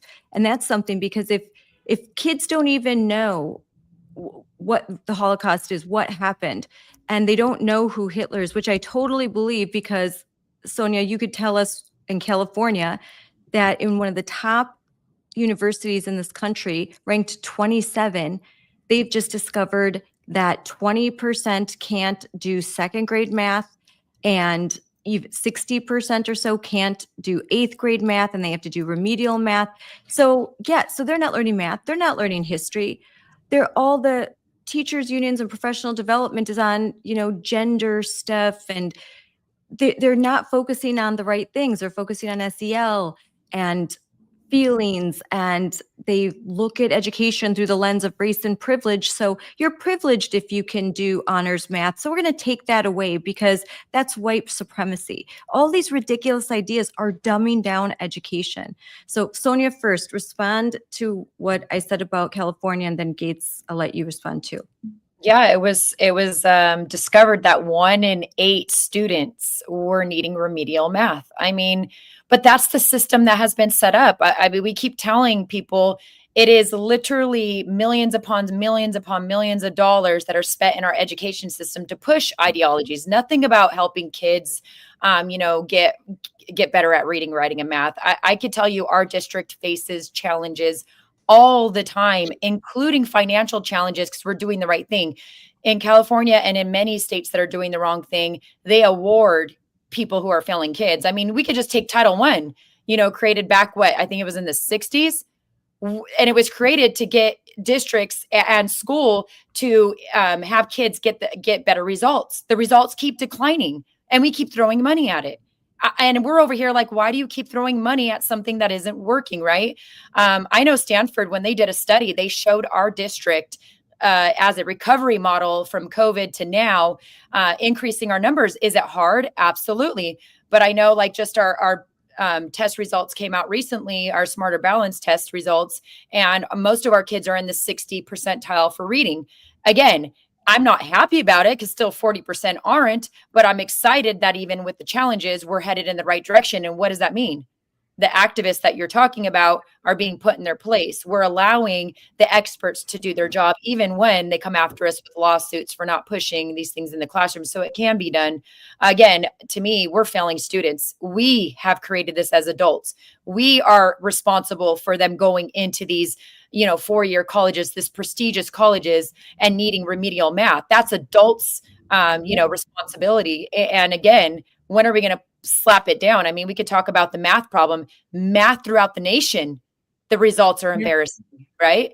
And we literally in our own district are being looked at by people who are doing studies, and that's in California, because we're taking all these standards. And we know if you're in the education field, there is way too many standards, and we're identifying the critical ones, and we're being relentless in the classroom to have kids pick up those, those standards that we identified as the critical ones, and just pushing it. By 3rd grade, we shouldn't have a student move forward without having to give them the tools. And why aren't they reading? Why aren't they understanding basic math skills, right? Why aren't they understanding these standards? And again, I think we have an opportunity as a nation to embrace that. And these things, these ideologies that the unions are pushing, they are unfortunately watering down what we need to be doing. I think that there's hope. We talk about board members.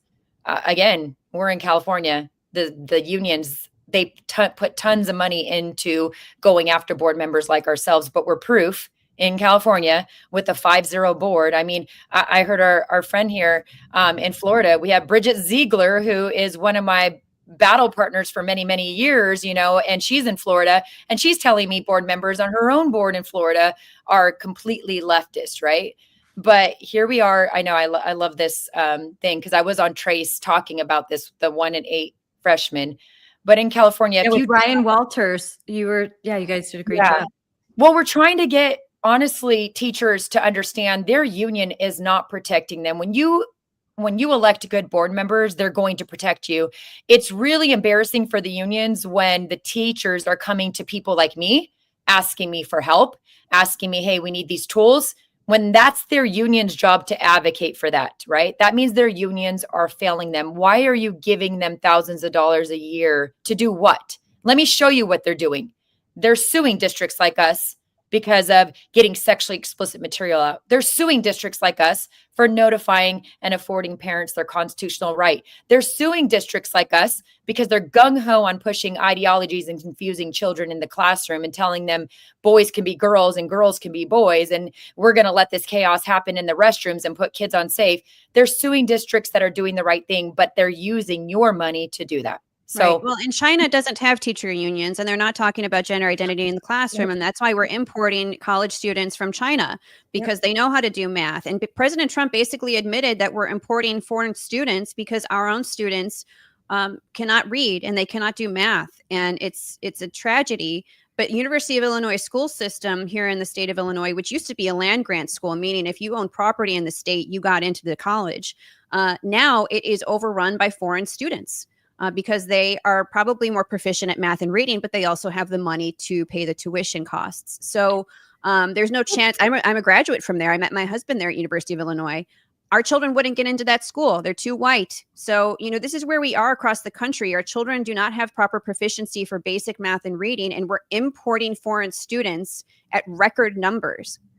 It's so sad how we have failed. I'm glad that you mentioned Gen Z. I have a Gen Z teenager, actually two, one's on the cusp, and then Gen Alpha daughter. I mean, I'm very sad for this young generation. I think they're getting totally left behind. And our country is saying, well, we'll just import. H-1B, we'll just import. And, too bad, so sad. You'll be in debt and good luck. You'll be in debt with a degree that is communications. And what are you going to do with it? My son just graduated from medical school, and I can tell you, there were a lot of foreign students. Can I hop in here, Scarlett? Yes, go ahead. So two issues, and we're talking about both of them. The first is sort of education levels, right? Like, I'm convinced that we're raising, I had a notion that we were raising the most uneducated generation of all time. And we can talk about whether it's the Holocaust or Western civilization, but hard data is hard data. And you all just, pointed out or emphasized the fact that, 1 in 8 kids need, struggles in math, and 1 in 5 kids can't write. I had Tina Deskovich, Scarlett, your founder, on my show last week, and we discussed how 1 in 3 kids in America are not at grade level in reading. So I don't know what other industry in the world that doesn't get measured by their outcomes. I mean, there's meritocracies in a lot of industries, but there's not in education. They continue to produce poor results. The results are getting worse, and they're not being held accountable. So there is a solution that we've implemented in Florida to hold them accountable. We talked about money. We talked about resources. Once they start to lose those, they will have to answer the call. They need money and they need resources. And in Florida, we have robust school choice. The rise of classical schools, of homeschooling, of mobility among schools in Florida is the greatest in the country. And that's allowing kids more flexibility and more options to run from these failing schools and get better solutions. That sucks resources out of those schools because they get taxpayer, funding for every student that they have. Now, the pushback on that, which I agree with, is that we can't leave kids behind. So if a large number of students flee those schools, and the poor ones or the low income ones or the unfortunate ones are left in those schools, and they have less resources and they get worse and worse and worse, that is not a good thing. We need to be able to do these things and lift the entire system up. So we've done something else in Florida. We've implemented the Step Up Scholarship. Everyone in Florida has access to an $8,000 a year scholarship to go to the school they want. This is getting kids out of the public school system, into the private school system, into Christian schools, into classical schools, into co-ops, and it's ranked by level of income. So if everyone in the state applied, it would go to the lowest income individuals first, and on and up and up and up. So it actually is built in an appropriate manner where literally no one gets left behind. It's been incredibly successful in Florida. Public schools are scrambling, they're panicking, and at the end of the day, eventually they're going to have to improve their product to attract people and resources back into their schools. 100%. Dan, what about with this kind of, how can we hold schools accountable? I know that the Department of Justice, the Department of Education, they have issued warnings. They've said you're in violation of Title IX. You're in violation of executive orders. You need to be in compliance. In a state like Wisconsin, we could have, 40% of districts are in compliance, maybe more. And some, like in Madison, they are not. They're like, they are thumbing their nose. What can be done? How can we apply that monetary pressure legally so that maybe that, because money talks, I mean, that seems to be one of the only things that a lot of school district administrators care about. Yeah, I mean, as far as like monetary damages, it is possible to get them versus school districts for violating your rights. School districts are liable under a federal law called 1983, which is a Civil Rights Act. And that actually today, right now, the U.S. Supreme Court is meeting to decide whether to take two cases that are related to this issue, which could actually result in damages against the school district. One is called Little John versus Lean County. It's a Florida case about a secret support plan for a 13-year-old girl. There's a social transition. They deceived the parents, and then the student left the district. The court is going to decide whether a claim for violating the fundamental right to direct the upbringing of your child and direct the healthcare decisions of your child is violated by a secret transition plan.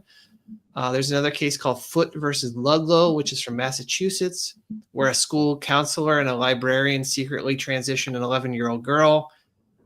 Those two cases, Foote, F-O-O-T-E, and Little John, are being heard in private conference today, and we should know, hopefully on Monday, whether they will take those cases. And those are two cases in which, as I said, if the school district loses, those are Civil Rights Act cases, which means that there could be damages against the school district and, of course, attorney's fees. And we've sued a number of school districts, and under federal law, we can get our attorney's fees back, and we have, which can amount to several $100,000. So yeah, there can be a monetary incentive to going after these school districts in civil rights cases. And on the other hand, the biggest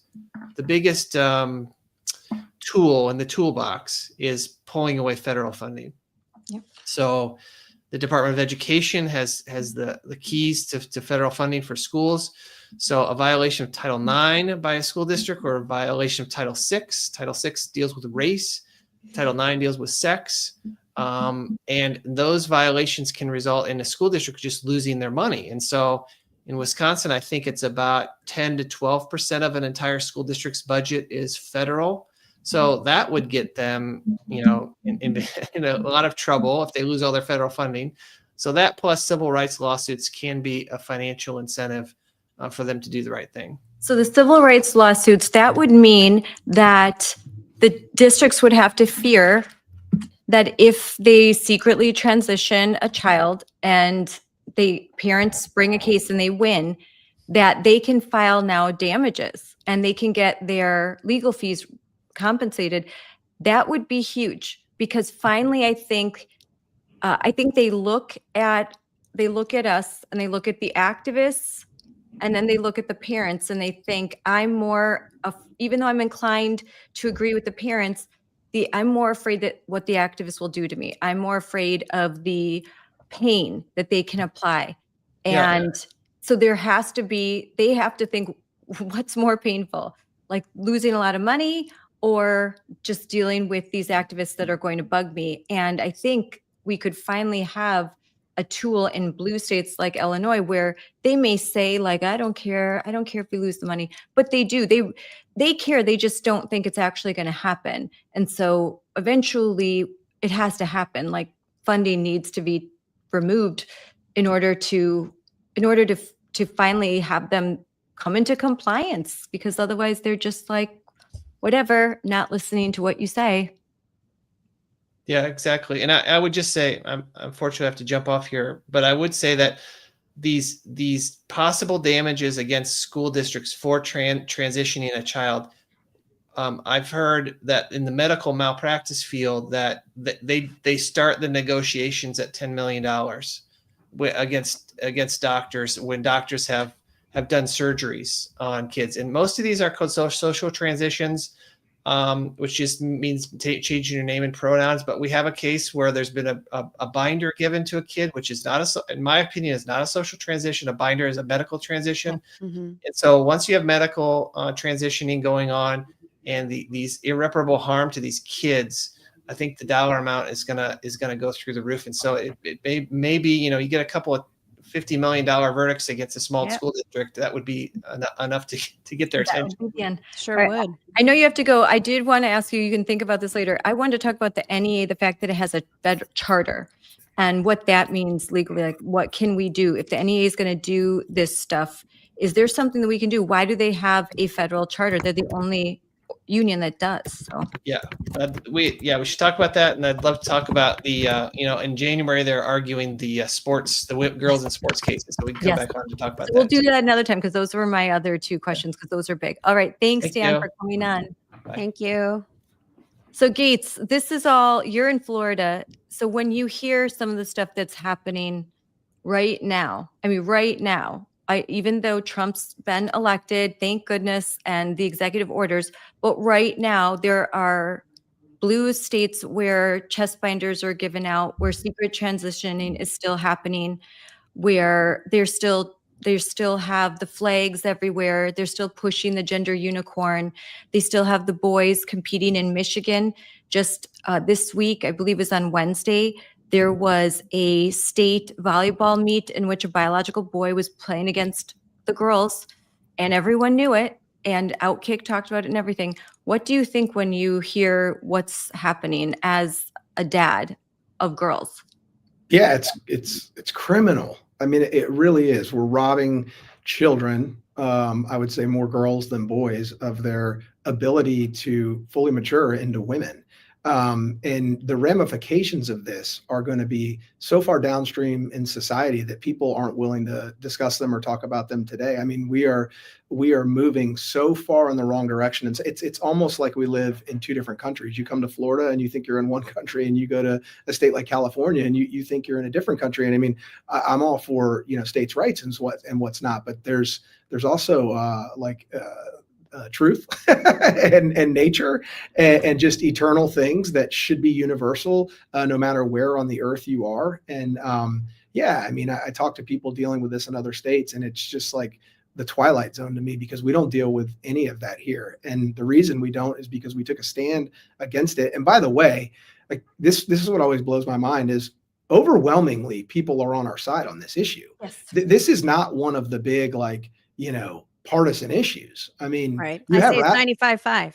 Yeah, you have radicals out there that obviously are in the 5, but this isn't a 50-50 issue. This isn't even a 70-30 issue. Nope. So it's very confusing to me how we can't conquer this in all of these states. And we're now seeing it take a stronger effect on young men. We've come after young girls, but when there's no young girls left, what happens to the young men? And then what happens to the ability for everyone to start a nuclear family, which is the American dream and built this country and is the foundation that it sits on, along with the church? So, it doesn't seem harmful to that 5% that you just mentioned right now, or it seems empathetic, but you're actually the reverse of empathetic. You're actually, when you have empathy for someone, yes, you try to put yourself in their shoes. Yes, you try to understand the issues they're going through. But if you care about that person, you actually help them see a better way out of it if they need that. And right now, we're just giving into the whims of children because it's instant gratification. And we live in an instant gratification society. I think social media has rewired our brains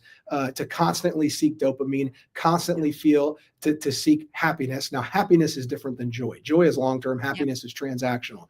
And anger and fear feeds the mind, and anger and fear are short-term emotions. Okay, joy is a long-term emotion, and all this stuff comes from a situation of anger and fear. It's the girl that's angry at the world, or the boy, and either one, and thus wants to transition because this world's not fair, and I need to get out of this world. Well, the other thing I'll add, because it plays into all my points, is we're just now seeing enough data. We've been in this long enough that we're seeing enough data where this is now becoming people that want to go back and reverse their gender transition. They've been in it long enough now. It's becoming the leading cause of suicide in our country. So when this was new to us, We were living through it like everybody else. Obviously, we knew it was wrong, but we didn't know all of the long-term ramifications of it. We're now seeing them. Kids, when they move into adulthood, realize I made a major mistake and I made an irreversible mistake, and it's going to affect the rest of my life, and they don't want to live anymore. And that breaks my heart. I have a girl, I have 2 boys, I have a girl on the way. It rips my heart out. And the people allowing them to do this and abetting them and enabling them to do this, the doctors, the teachers, the administrators, they don't care about those kids. They care about themselves and what their little corner of society thinks looks good. Yep. We actually heard a federal judge tell the state in our position on Monday, all these people, the state superintendent, the attorney general, these kids kill themselves and they go on about their life and not give a bat of an eye, right? And that's the truth. They are creating all these harmful laws and policies and pushing them down and actually destroying the bond between a child and parent, which I believe is the most important bond that a child will have in their lives. And that's why they're set down this path of destruction. And I am so grateful for people like Chloe Cole and the rest of them that are speaking out against this criminal act that is happening on children. Again, because like you, I am sorry. I go further than, and so do you guys. You guys are on the same side of the history, of being on the right side of the history. We go further than just voicing our opinion. We get in the fight, and we're not going to allow this to children. This is the most criminal, insane thing I've seen happen. Obviously in the history, I would say going back as far as we can, we were taught in school. No kid should be told they're born in the wrong body, and no kid should be mutilated. And I think if anybody knows that and they walk away from that, they're a coward. Yeah. And I want to add one more thing, because I've been like knee deep in this Gen Z thing, because there's a movement of boys out there that are trying to teach each other how to be men rather than relying on men that have lived experiences to become men. And my generation, as I said earlier, I'm 40. We didn't have the levels of anxiety and depression that Gen Z has. The generation above us didn't have the levels of anxiety and depression. And it's not like they've ticked up a little bit. They've astronomically risen. I mean, it's well over 50% of teens suffer with anxiety and depression. There is one thing that is obvious that has changed since when I grew up and when they're growing up. Social media. When I was growing up, I went upward for the troubles in my life. I went upward for advice. I went to God. I went to teachers. I went to parents. I went to mentors. I went to coaches. This generation goes sideways. They go to one another. They're seeking advice from individuals like themselves who may be in that situation, but haven't come out of that situation, don't have the life experiences to know what's on the other side of it and how you get there. They don't go on social media to become informed. They go on social media to be entertained and to confirm their ideologies. All their algorithms are overwhelmed with telling them what they already think they believe. They're not learning anything new on there. And again, I told you I was on 2 college campuses this week. Now, these are smart kids. These are successful kids, but they're on a big campus, and they have younger siblings. And I asked them, I said, where do you get your news? Because I'm a contributor at Daily Wire. I'm a contributor at Blaze. I read a number of news sources every day. I said, where do you all get your news? What do you read? They go, oh, we go on social media. I said, but where do you get your news? Where do you get your information? They go, just social media. We just, you can get so much in a couple swipes of your finger. And I'm like, man, all that you're getting is based on what you've told the program you want. And then 2, what I believe are foreign adversaries coming in as bots, impressing more junk into your algorithm. I mean, we have other countries that have infiltrated us via social media and are ruining us from the inside. And that has to be talked about more. I believe if social media didn't exist, we wouldn't have the level of gender dysmorphia that we have in this country. They go on social media and they say, oh my gosh, look at all these other people that are doing it. You couldn't do that 20 years ago. Now they can. And it just compounds and it compounds and it compounds. And we've got to figure out how to either overwhelm the algorithms with good, one thing I try to do, or figure out a way to dismantle that system and redo it from the beginning. Yeah, Okay, they're well, devoid of real good fast. role models. Go ahead. I just want to say that with I can confirm this with my Gen Z kids. They will be like, Mom, is this true? Did you hear that Trump's doing this? Or did you hear that? I'm like, no, where'd you hear that? Oh, it was on TikTok, it was social media. Like, no, what news source? Well, it was in the news. And then I immediately send them something like, oh, okay. They're being told this just absolute and lie. and AI is going to make it absolutely worse too. If we think it's bad now, wait till AI, I mean, it already is, but wait till it gets big enough and prevalent enough to be news reporters and writing books, and it's already writing music. Wait till AI really gets in the game, and rather than, it's something we're worried about now, actually something that's actively engaged alongside us in our lives, because kids are going to be watching news clips, or they're going to be watching teenagers transition that are actual AI bots, but we're not going to be able to distinguish the difference between one of them. The other thing they're going to do, which they're already doing, is falling in love with AI. There's AI boyfriends, AI girlfriends. There's all this information out there that sex robots are coming. And, if you like porn, which, by the way, we live in a more porn prevalent generation than we ever have. But if you think porn is bad, wait till porn comes to life, because the robots are coming, and it sickens and scares the hell out of me. Shannon, I want you to respond, and then I want you both to respond to the news from the Department of Education that they are dismantling. I know that there are some celebrating that, and I see that as good. But when you live in California and Illinois, and you hear that more power is going to be given, or more, I got to hop off, Scarlett. Oh, I thanks. got to hop Kate. off. See you, ladies. Very nice talking to you. Not next week, the week after. Let's do it again. I Okay. want to talk more about some of the things we were talking about. Let me know. See y'all. Bye. Keep fighting hard. Keep fighting hard. Thank you. Thank you. Bye. Bye. I like what he's in a red. He has some different topics of concern, because he's in a red state. You notice like the difference that he's in a very red state. So he's seeing some other cultural issues that we don't see as much. So I want to talk to him more about that, because I find that really interesting, where he's dealing with some things that are happening on the right, and ways that I think that woke, and I'm not going to use all terms, but that there has been infiltration of chaos agents and bad actors that are trying to especially get to young men and really destroy them. But what do you guys think about the announcement from the Department of Education? You want me to go first? Sure. Again, I go back to federal government in a position when we had Biden was very dangerous, right, too, for states like ours, because it affirmed everything they were doing. I also agree the education system has been top down, where I think that's where it's creating a lot of chaos too. There's a lot of systems and just money being dumped into things that are not helping our students. So I think people are creating headlines that create fear, that without actually knowing what they're doing and getting involved. I'll use an example, like with our California Department of Ed. It is very top heavy on positions that have no business being positions in education. Again, we are paying over $140,000 a year for someone to continue to develop and just be in charge of putting this PRISM training, the LGBTQ plus, into the school districts. That's just one. Where's our departments that are actually helping and getting the results to help our students, succeed and excel? It isn't.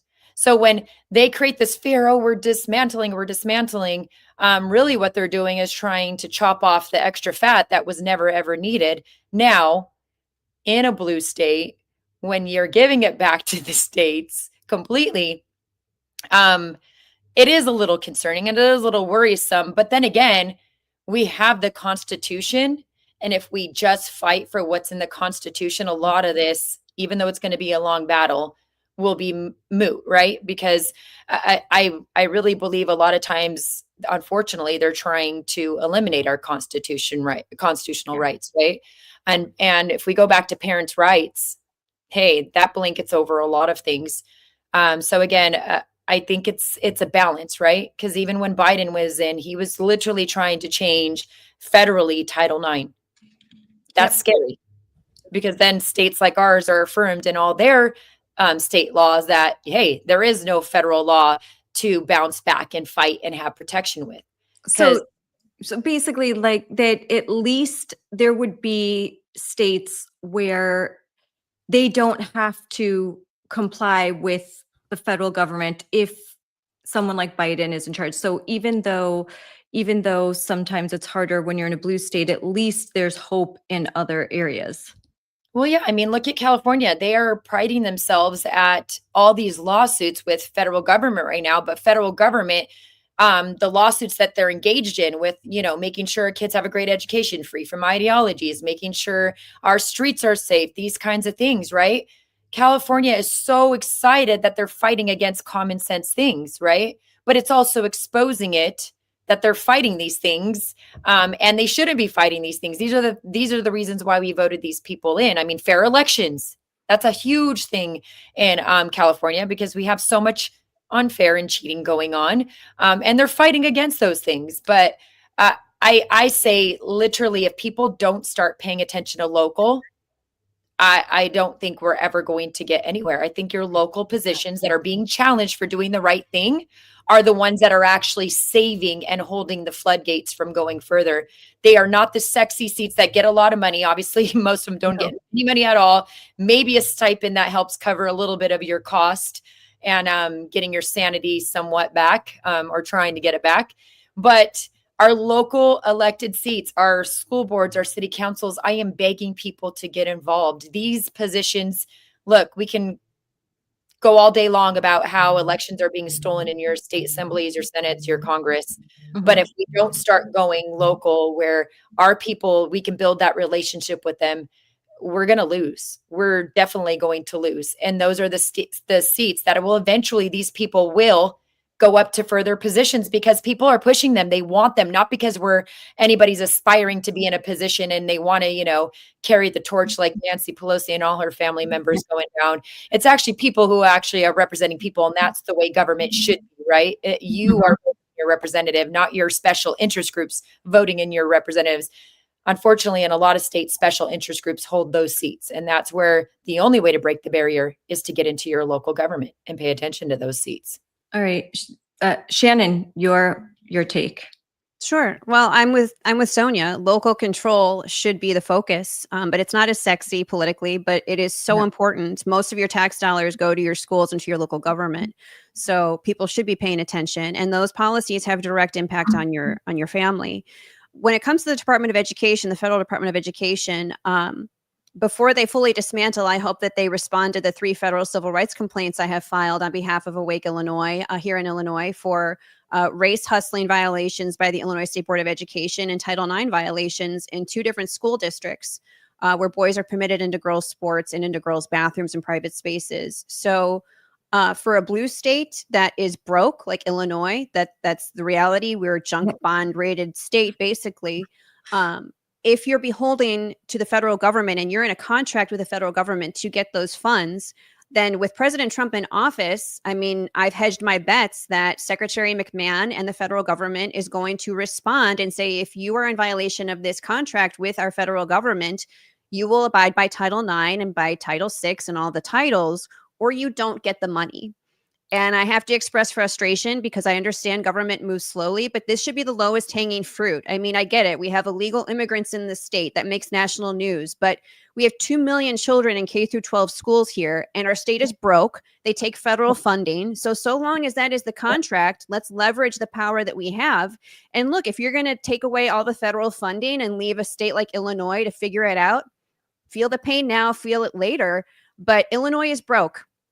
And if they're going to be funding woke teacher union activism trainings and all of this race hustling and everything else, then burn it down.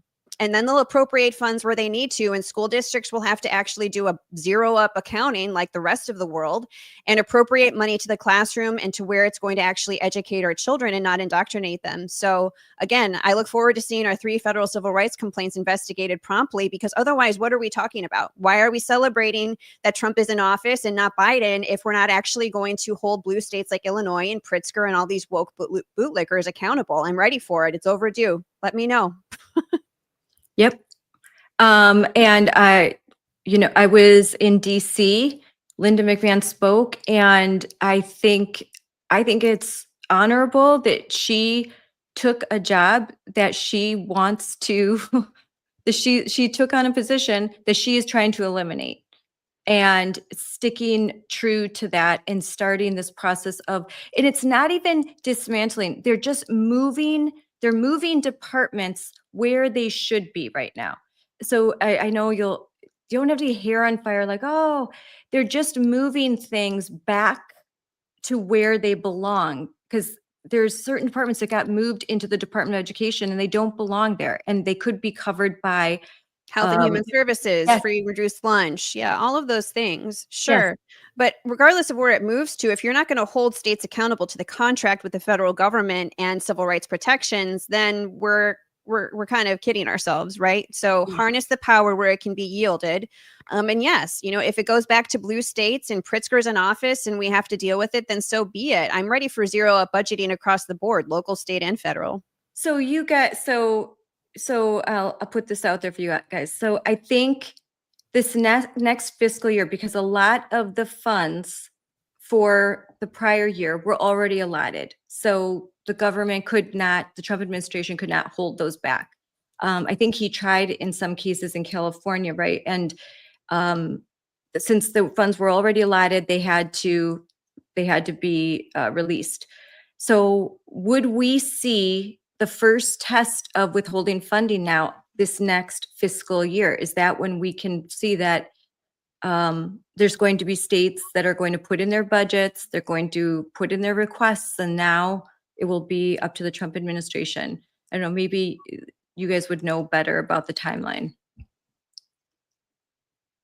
I have no idea. I would hope that's the case, Scarlett, because again, why did we get President Trump and Secretary McMahon in there, right? We really need their help. We need their air cover in states like Colorado, Illinois, California, New York, Minnesota. I mean, I could go on. And so there's a lot of hope. There's a lot of optimism. Some communication would be welcome. And look, when you have Newsom and you have Pritzker and you have these woke governors setting their sights on 2028, show us some air cover now. Let's start getting some momentum and some wins and some rhetoric that's going to say, hey, these, in Illinois' case, 2 million children in K through 12 schools. We want you guys to get the federal funding, but you're going to have to abide by the title protections of students or else. I'm ready for that message. Sooner the better. Erin, imagine, so you do this, you're in Colorado. So we have to be real about what the messaging will be. If the funds are withheld, like universally statewide, now it's an election year, and Democrats, we can't feed the children. We don't have school lunch. We don't have, we can't fund the Title I programs. We can't, for developmentally delayed kids with IEPs, 504 plans, they're not getting the funding. You know what they'll do. So you withhold funds, there's going to be that risk of we lose a whole messaging war. We just kind of went through that with the government shutdown. So Erin, I'll let you answer first. Erin's back. Hi, Erin. Thanks. I had a kid pick up. So we're back. So there's a 5-year-old in the background. So Colorado's a unique position because they anticipated this and already accounted for the loss of federal funding. And I don't know how it works in other states, but in Colorado, less than 10% of funding in our schools comes from the federal government. It's primarily state and local funded. So they actually on this past election cycle put on 2 resolutions, LL and MM, that actually, and everyone voted on it. In November, we voted yes, that take our state tax dollars to pay for meals for every single child in the state, whether or not they need free lunch. So the taxpayers of Colorado continue to vote for these things. It's the same with the local level when they put out a mill levy request, and all of my community members vote yes on the mill levy and just give them more of our local funds. So Colorado anticipated this. It was the same with the Medicaid funds. They put in a bill at this last legislative session that put our state taxpayer dollars towards transgender procedures in anticipation of the Trump administration cutting those Medicaid funds at the federal level. So I just urge people to pay attention to what your state is doing and be prepared in states like Colorado and Illinois and California, because they know they're going to lose federal funding. And what we've done is thumbed our nose at the federal government and said, go ahead and take it. It's less than 10% anyway, and we'll just get these dummy taxpayers to account for the money that you took away from us. So they're almost like digging their heels in and doubling down and giving their middle finger to the federal government and screwing those of us who are state and local taxpayers. And like I said, people continue to vote for this. So be prepared for that. They were one step ahead of the federal government and the Trump administration. We give every student the same thing. California and Colorado constantly link arms. Yeah. And, well, in Wisconsin, there would be uproar to lose federal funding because we do have we still have Republican Assembly and Senate, and so they've kind of they've held the line even with Tony Evers as governor. So we're kind of just in this standstill. Nothing moves. It's just a stalemate. So things aren't getting worse, but they're not getting better because every innovative piece of legislation gets vetoed. And then what the governor tries to do doesn't get passed. So we're kind of in this place, but the Department of Instruction, the head of our Department of Education, is not appointed, someone who is elected, and she is, she's terrible. She said pronouns save lives. She's very, very woke, and she will not go into compliance. The governor is not going to agree to get the tax credit from the big, beautiful bill. They're going to hold the line on all the things. So we've got, maybe half of our districts in compliance, half aren't in compliance. It would be tricky to lose funding here because our governor or our State Department of Education won't go into compliance. But I don't know. Our WIAA is in compliance technically, and so that's good, but we have school districts that are absolutely turning a blind eye to male players that are on all female teams. They allow males into girls. We just had a big, huge story where they allowed a 6-year-old pedophile into the girls' changing area of Case High School in Racine because of board policy. So, I mean, we've got issues here, and there are areas that absolutely should lose funding because they're not in compliance. I just wondered if they could do it. I wish that there was a way they could do it by district, like every district that's not in compliance loses funding, and those that are would be eligible for the funding. But I'm not the lawyer. That's where I have to ask Dan. And I do think, like in states like mine, where they don't care if they lose federal funding, we, the parents, still have the power to hit them in the wallet where it does count. And so I maintain that mass exodus of students and litigation are the weapons we have at our disposal when the federal government's not going to be able to protect us from what our school districts are doing, what our state is doing. So, they're ready to lose those funds, but what they're not prepared for is to lose that $14,000 per student as parents continue to pull their kids out of the system. And I really think that's how we get their attention and change the behavior. So are you guys seeing that in your state? Because it's happening here in Wisconsin. Are you seeing an exodus, that the numbers that, they do that first Friday count, that every year they try and say, oh, this year it's going to be different, but they are losing kids across the board. Yeah, they're bleeding enrollment in Illinois. But, I think that's why all the illegal immigrant and sanctuary status, that's meant to replace the Illinois students with a whole new fabric of illegal immigrants. And, it's just not sustainable because, again, Illinois is broke. And when you look at, Gates mentioned Gen Z, these Gen Z kids are fleeing Illinois for SEC schools, for Southeast, states. Yeah. The taxpayer base is just fleeing the state of Illinois. So, yes, up to a certain degree, they're going to want to see enrollment go up. But that's why they came after homeschool with House Bill 2827 in Illinois, because they saw that that's the fastest growing education sector. And also these pods and these co-ops. So they want those kids in government schools. They're losing their cash cows. Yeah. And you mentioned lawsuits. We have families that are now filing in federal court in Illinois for Title IX violations and for other infractions of parental rights. And so I do think that coming at them from all angles is just where we've arrived to. And I think it's a shame. But, You mentioned the messaging. I think that's a very important part in a midterm election year, where who's going to come out with the best messaging? And I think that President Trump's administration, just like he did with a lot of the Title IX stuff when he was campaigning, leverage the people in blue states who are fighting this. Leverage Sonja, leverage Erin, leverage the faces and the voices that have been fighting this from the ground level. That's going to be key. It really is. And I think you can call a massive bluff against Newsom, against Pritzker, against all of these radicals, but leverage the grassroots. That would really be my advice, Scarlett, is if you want to win on the message, you're going to need strong messengers. And what better than the people who have been in the thick of it, than the families that have been harmed by these policies and by institutions that have failed our families. So I think that's really going to be what's key, because we have momentum on our side. And I think we have incredible victories that can still come about for all these kids, but leverage the good messengers. I agree. And there were a few bright spots in November, very few. And there were some school board races.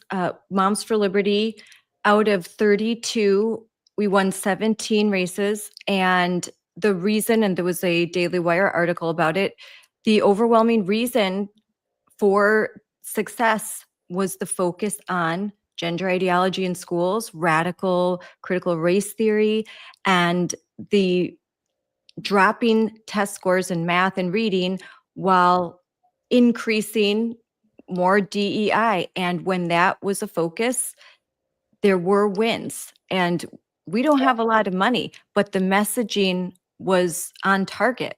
Yep. I agree with you.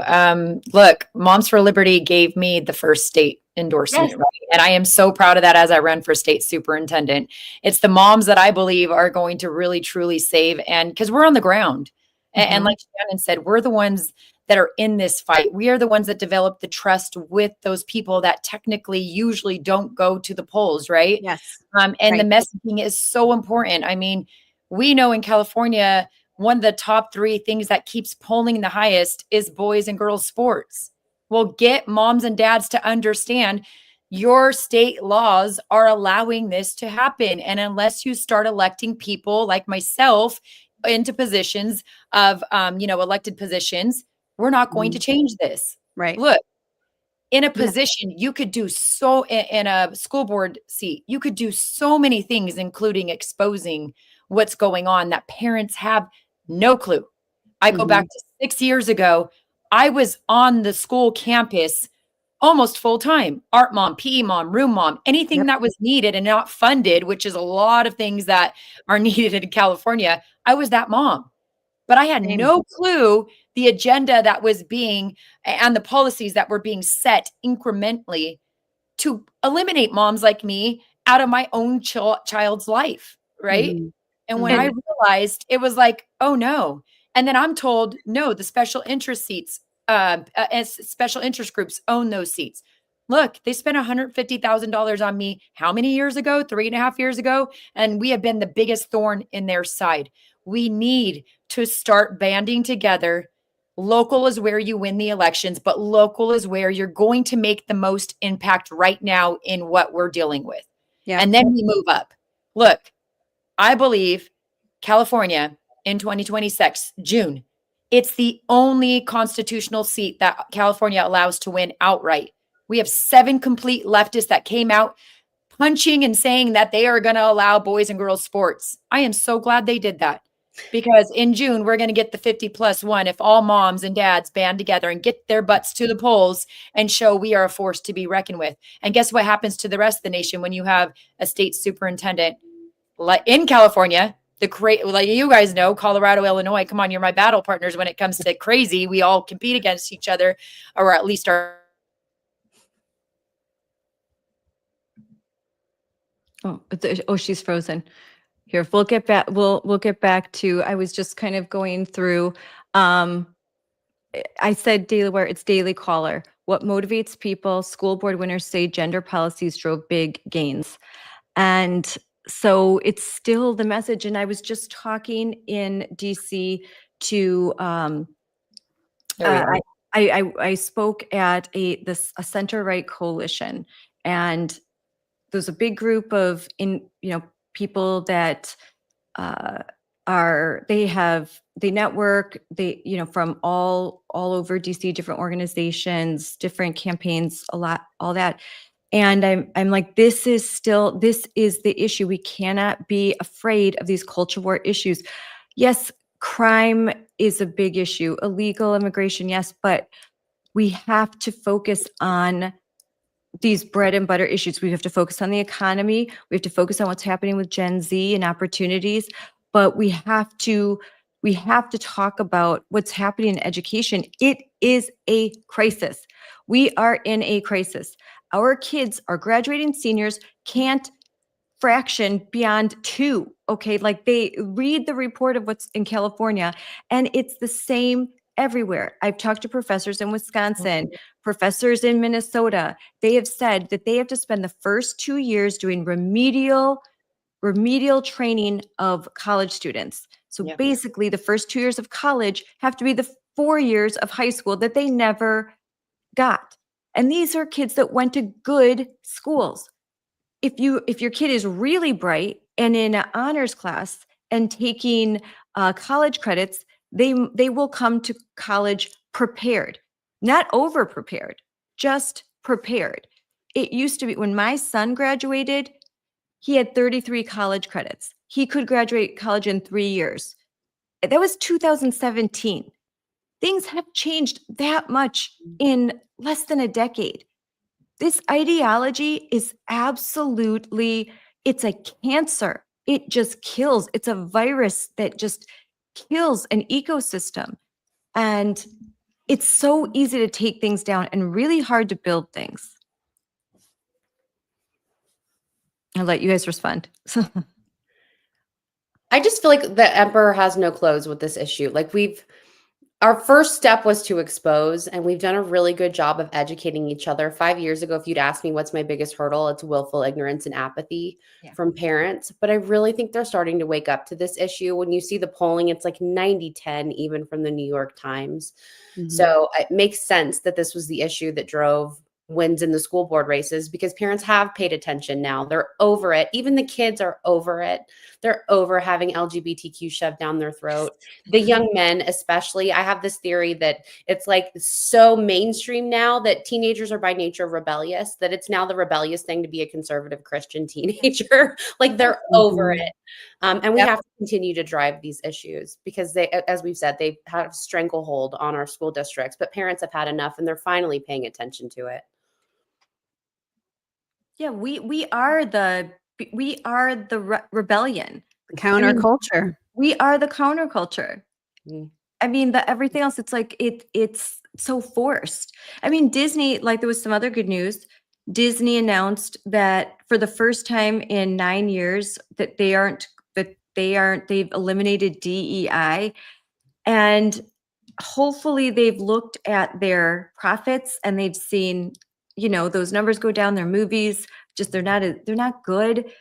You could say they're woke. Yeah, they're woke, but they're not good. They're just not good. They can't story tell anymore. It can't be natural. It's all so forced, and you can feel that. And I think our young people, and I have 5 children, and that's what they say, like, oh, it's so cheesy. It's forced. It's like they're making, those early Christian movies that when I was a teenager, and they're so cheesy, and you're like, but you'd watch them when you were in Sunday school or a youth.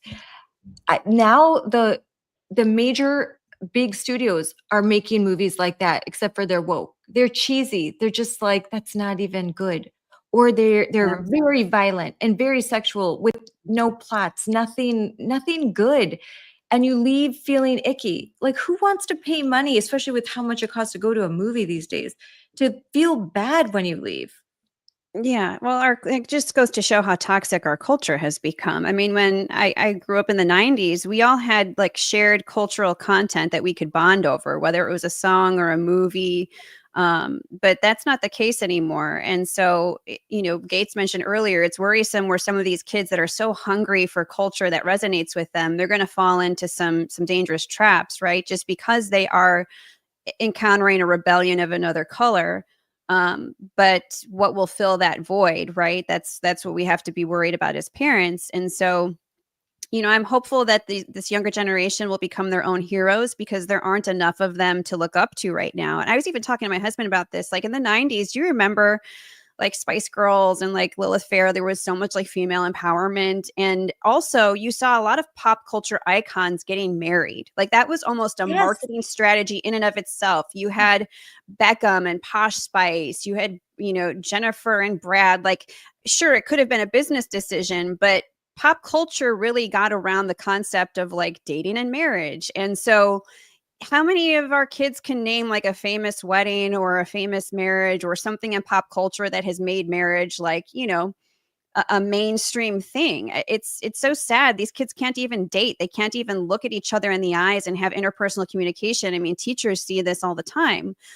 So I think these kids have a lot of ground to make up, and I'm hopeful that this part of their rebellion is going to be actually congregating and, not being on Netflix, not being on their phones, but hopefully getting together and finding their people. That's why I know a lot of these kids, if you go around our community, upper middle class community, a lot of these households have SEC signs in their yard. I know it's because these kids are like, I'm done with woke. I'm done with far left progressivism. I'm not going to a blue state. I'm going to go to these Southern schools and find people who share my values and love America and are going to boldly, profess their faith and just find their people. Like I want these kids to just find their people and live life, get married, find joy. Like, you're probably going to have to leave blue states to do that. I mean, that's just the reality. We parents that are raising kids here, like we're in the thick of it. But I know a lot of these kids are rightfully looking around and being like, why am I going to pay these taxes to be around people who don't share my values? Why would I send my kids into a system where my mom and dad have been paying so much money and they're having to sue and fight? Like some of these kids are smart enough to figure out, I'm out of here, and God bless them. Go be free in another state. I mean, I hate to say it, but they're going to be the ones to have to, consolidate among people who share their values and find a happier way of life. They're going to have to be somewhere where there's economic opportunity. They can afford to buy a house. I mean, now I have to say, because my daughter lives in Florida, she'll be moving back to Wisconsin once her husband is done with service. The affordability in Florida, they still struggle with those issues. The cost of insurance is high. Home ownership houses are expensive. And so there's a bubble there right now, but you know what, keep an eye on that in the next year or two. I think you're going to start to see a sort of reset in certain real estate markets. But Florida has had a bubble. And it's worth, if you like, there's so much positive, but nothing's perfect because everyone is moving to a place. Well, then it can be more difficult to find housing, and then prices can go up. So I think a lot of different things need to stabilize and settle. I'm very anecdotal, but in my area, we are finally seeing homes that first-time home buyers can buy. They're coming on the market. They're coming online. And I know because we're just eyeing things for my daughter. So this is the first time in a few years where finally some fixer-uppers, some smaller homes, some starter homes, they're coming online and the prices are getting more reasonable. So I think it's a good sign. And once most of these kids though are going to need help, Scarlett. Most of these kids are going to need help from their parents. I mean, that's just the reality. And the ones who don't get it, they're forced to go to red states. It's just that the taxes in a state like Illinois, like where we live right now, I don't know how a young new family can afford a home. I really don't. I think it's nearly impossible unless you have your parents helping you. And I mean, John and I, we built up our capital. We bought our first home in Arizona in 2006, 20% down payment. Do you remember what happened around that time? The big real estate bust, the bank bust. Yeah, we were surrounded by dirt lots. I mean, we were fortunate to recover, but I don't know how kids today are going to do it without help. And I feel for them, but they're going to have to leave blue states. I mean, again, the taxes are ridiculous. Why would a young person want to start out with all of this debt? It's stupid. It's absolutely stupid. The first house we bought was in Virginia. It was an adorable brick, 2-story, 3-bedroom, 1.5 bath house for $120,000. I mean, can you imagine? Like, by They're done. And we have to stop putting them on this conveyor belt of you must go to college. And I'm starting to see that 100%. happen, especially, I mean, AI is a big factor. Like, we need to be encouraging our kids to go into trades. Why would you want to start your life out with $200,000 of debt? Like, that is no way. Of course, you're not going to be able to afford a home. You can't, you're $200,000 in debt. So, and I think actually Linda McMahon has this at the forefront of her agenda to really push the trades over higher education, because that entire system is hijacked. But we as parents have to do a good job of making sure our kids understand you don't have to go to college, that there are only certain professions that require this path.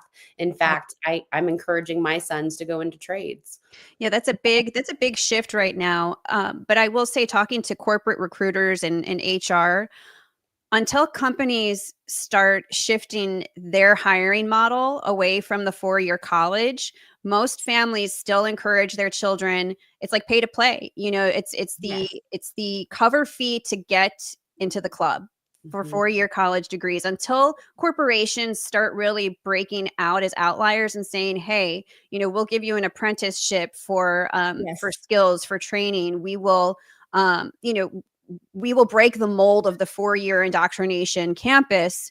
Until that happens, a lot of families still tell their kids that they're going to have to pay the cover fee to get into the club, which is the 4-year college. But it's not for everybody. And, you know, you look at when I was younger, you either went to college or you bartended or you went into the military. Like, those were the 3 things. But now it is becoming more mainstream to go into the trades. And I would hope that school board members can get creative here too and start welcoming the trades into their career fairs and into some of the programming at schools, because high school kids at this time of year, juniors, seniors, are starting to get stressed. And if college is not for them, they are going to get depressed. They are going to get anxious. But if they have a pathway for career success, we do need trades. I mean, HVAC, plumbers, they are printing money. And sometimes it can be a little political. I get that. But you have a skill, you're going to do great. Yeah. A 4-year indoctrination, 6-figure degree in English, stupid.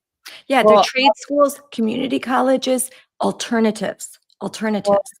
I will tell you, as a school board member, I'm glad you brought that up, because I have my parent point of view, but I also have a school board member point of view, and it's not funded properly. But I do sit on as a commissioner member for technical career with 3 other districts, and it is hard to fund the program. But I'm going to tell you 2 different pathways that you can give to a student who might be 4-year bound. Like, let's take an example of a student that came, he's 3 years into a 4-year, but through our program, he was able to get his certificate in the field of pharmacy, right? So we partnered up, and, you know, everything was paid for, his background check, everything was paid for, and he was certificated to work directly in the pharmacy. So while he's going to a UC now to become a pharmacist on that pathway, he's also working across from his UC at CVS. And they are all like, where did you get this? How did you get this at such a young age? And it was through the school district and the programs that we offer. Now let's take another pathway on a child who may, child, because they're in high school, they're still a child. He's a young man now, but that isn't 4-year bound. And we keep telling them they're 4-year bound. We can have them certificated.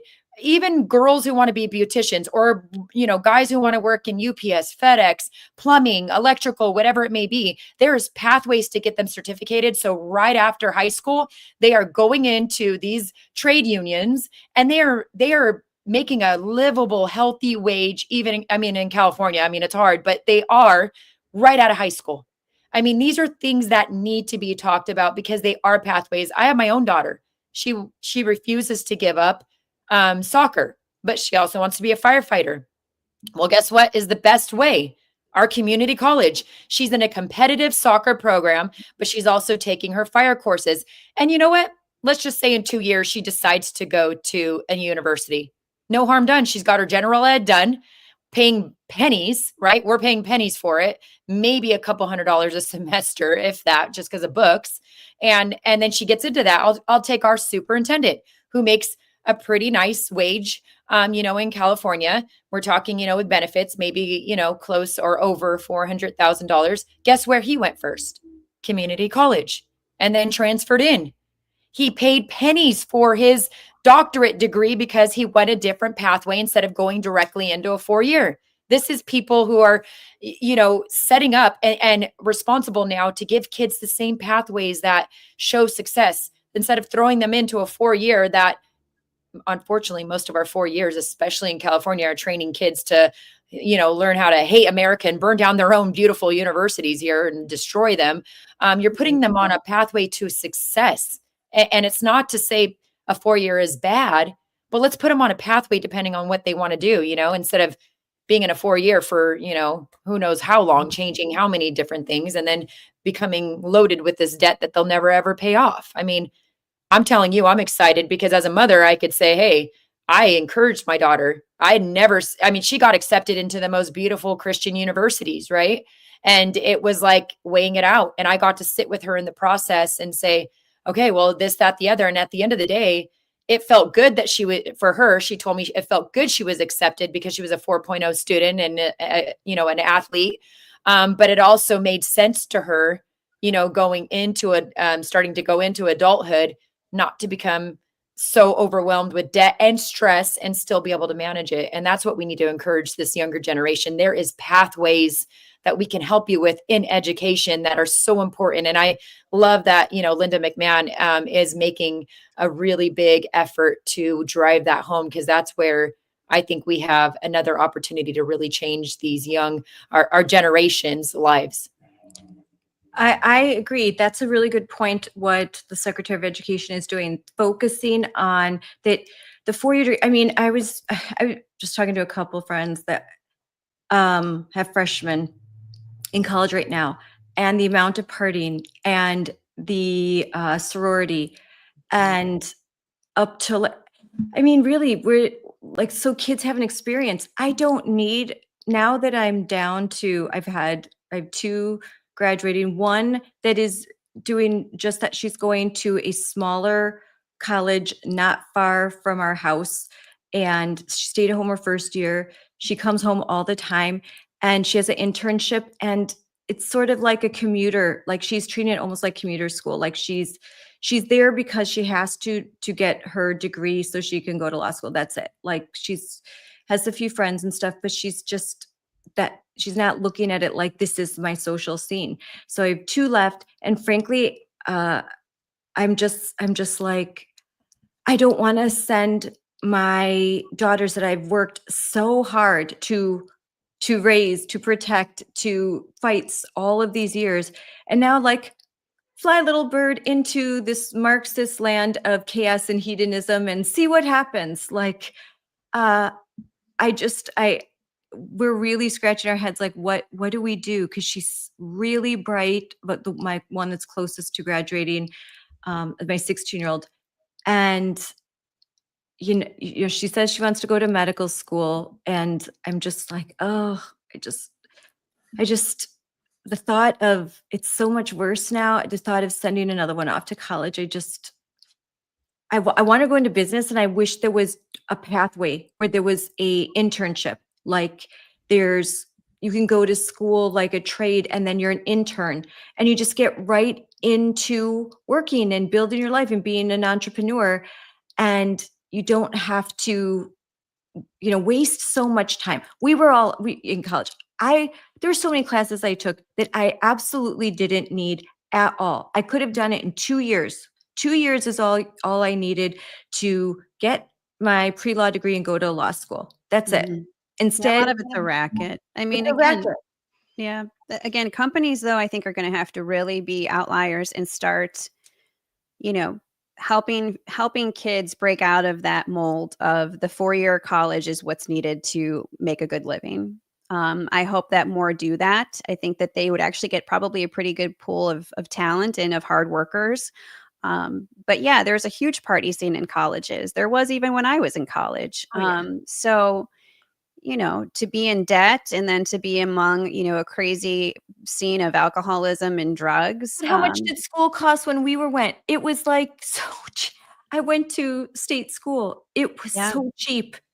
I had no debt. but kids can't even get into the state school in Illinois because, again, all these foreign students are coming in. So, yeah, I think that we have definitely modernized how we're educating our kids on their opportunities post high school. And I think that is more mainstream now. Nobody really judges that. I think people hear a kid who is working and at a community college and say, wow, that kid has his act together. Like, he's breaking the mold. He's not in debt. So that's a good thing. And I think that our kids, it'll be very interesting to see how our kids parent their children. I think you're still going to see a huge homeschool alternative education model grow. And you're going to see that the trades are needed. I mean, AI requires facilities. It requires data centers. It requires, coolants, and people are going to need to fix that.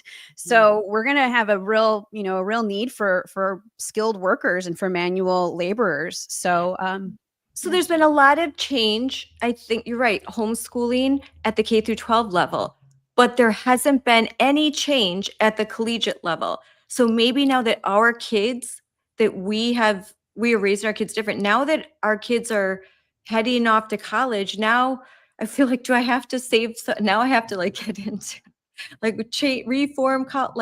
reform, because that racket, and it is such a racket. They charge so much, and they have these huge endowments, right? Huge endowments. They charge a fortune. Half the classes are virtual. If you're a freshman, almost all of them are. So you're paying all of this money so they can still be behind a screen. They're not going to classes. My daughter, her first year, it was almost all virtual. I'm like, what the heck is happening for college? Not because of COVID. It's just because they're just doing it virtual. It's easier. And so virtual college, the first couple of years, I think now they're moving towards in person, but this is all really important stuff that I think we need to talk about more, because the debt, the waste of time, and the indoctrination That's of what I our was going to kids. say. The indoctrination. Brainwashing. Yeah. This whole generation. I mean, I just keep telling people, fight the good fight. A lot of us can get in there, learn how it works, learn the opportunities, get in your communities. That's where you have the biggest voice. And then that's how it changes. I really believe that in my heart, because again, I'll go back to, I didn't even know what a lot of these programs that we could be focused on were until I got into that position. And I'm like, why are we not doing this? This is our job, is to provide these pathways to these students and not set them on a pathway of failure, right? Because again, we're sending them into these universities that they're going to load themselves up with debt. And most of them come out with degrees that they're not even going to use. You just said it, Scarlett. You took classes you didn't even need, that you spend a lot of money for. And again, 1 in 8 of those students are going into these beautiful schools, not even knowing basic math and reading. This is why we keep fighting the good fight, because this is insane. And I remember maybe 20 minutes ago, you brought up the cultural war thing. We didn't wage this war. They waged the war. They continued to wage the war. They call it a cultural war to try to quiet voices like all of us on here right now, Erin, Scarlett, Shannon, all of us moms who are fighting the good fight for basic things that we just were like, what in the world? No, you're not going to tell my kids sexually explicit things. No, you're not going to hide secrets from me. And no, you're not going to tell my child that is a girl that she could be a boy, and vice versa. She has to let a boy in her private spaces. Heck no. That is the war that they started. We are going to finish. And you ain't going to stop any of us unless you put us on a stretcher, because our kids are worth fighting for. And one day they're going to look back and say, it was moms, not the politicians. It was the moms that got their hands in there and they came out winning, because look at us. Now we know this beautiful country that our moms were fighting for on the front lines, and dads, and mama bears, papa bears. I agree that we all need them. I couldn't do this without my husband, but I'm excited to be in this fight with you guys. I love you ladies. I unfortunately have to leave to another meeting because my day is packed, but I appreciate you guys. I mean, I can go back to how many years ago each of us have met, and look at us. We're not out of this. Our lips aren't even bloody yet, as my friend Steve Lucy says. So I hope this all terrifies the enemy that we all know each other and we work together. Oh gosh, strong in numbers. They have a map and they connect all of us. I don't know if you guys ever seen it. It's Yes. so beautiful. I'm like, thank The you for string. showing me how much we are connected and linking arms throughout the nation. I am so glad you reminded me on a day where it gets really ugly and another threat came in or somebody's in my face in the grocery store. But thanks for reminding me about the Scarletts, the Erins, the Shannons that I know will have my back in a minute if I say, hey, ladies, get over here. I need you. Or you say that and we all meet together and we fight the good fight together. So I am so glad they do that because it's a reminder every day when things get rough and hard. Love you, Sonja. Bye, Rooting for you. Sonja. Thank you for coming on. Thank you Fighting the for good all fight. you're doing. Yes. God Love bless. you. Take care, Sonja. After Thanksgiving, we'll do again. We'll just keep doing stuff like this because on Fridays, like it just like get on, talk. It's we were like at some point this was like number one. It's for the live stream. So we're right now. Look right now. We're number 2 right now behind Mario. I can't Nuffall, who has a huge account. So like Great work.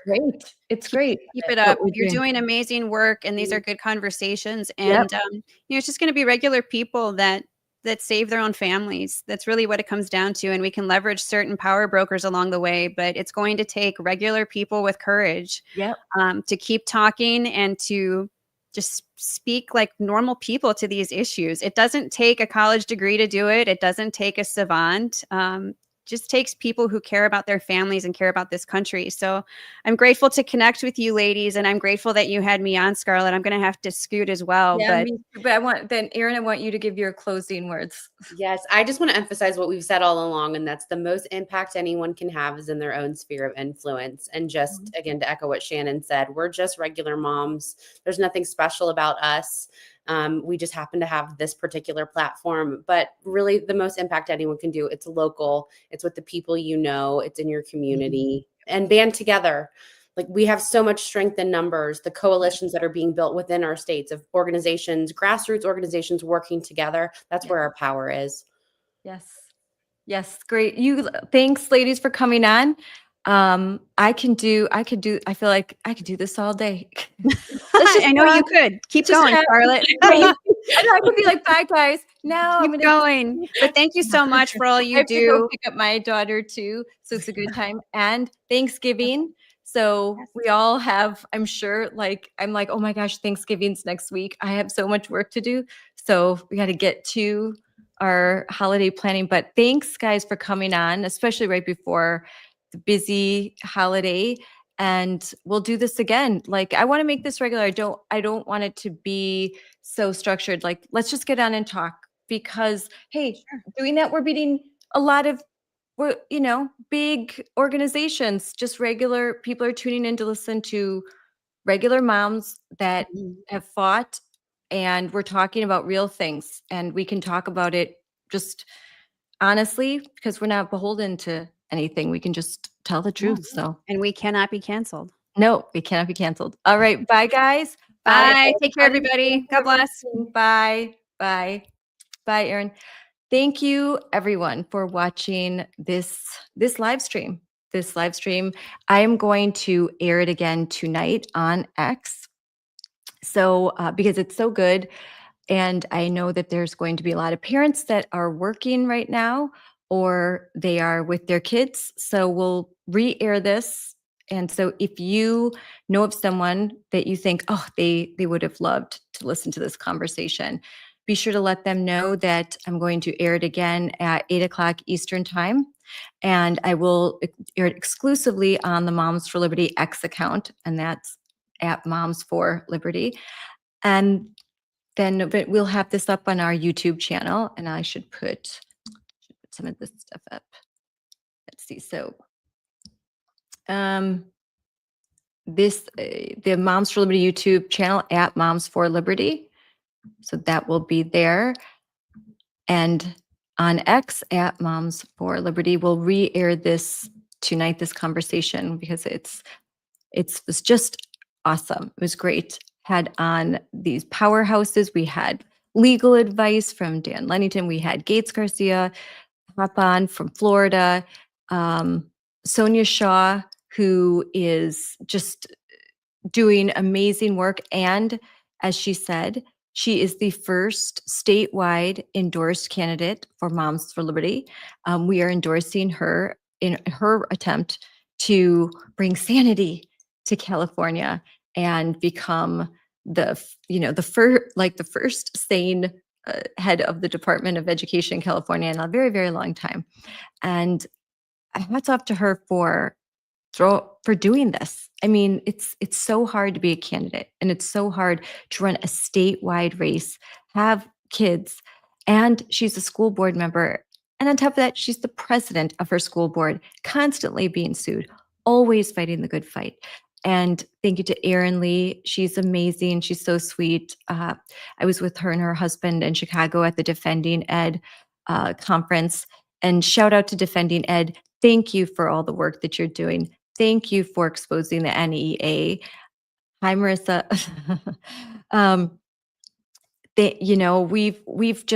We've got such an excellent group of people, don't we? Like, we all work together collaboratively.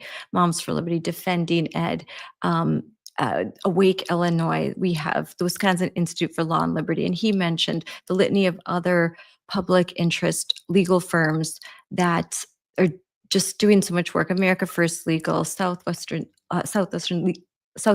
Legal Foundation, Kim Herman. There's so many great warriors, so many wonderful people that it's hard to list them all. And I'm very excited to hear that my friend January Littlejohn, that her case is being considered right now at the Supreme Court. Crossing fingers that they will hear her case. They'll hear oral arguments, and there's I won't even pretend that I'm a constitutional lawyer, but we will have Dan on again after Thanksgiving, because I want to talk to him about the outcome of Littlejohn. I want to talk to him about the two very big cases coming up. There'll be two cases in January that will deal with the male athletes invading women's sports.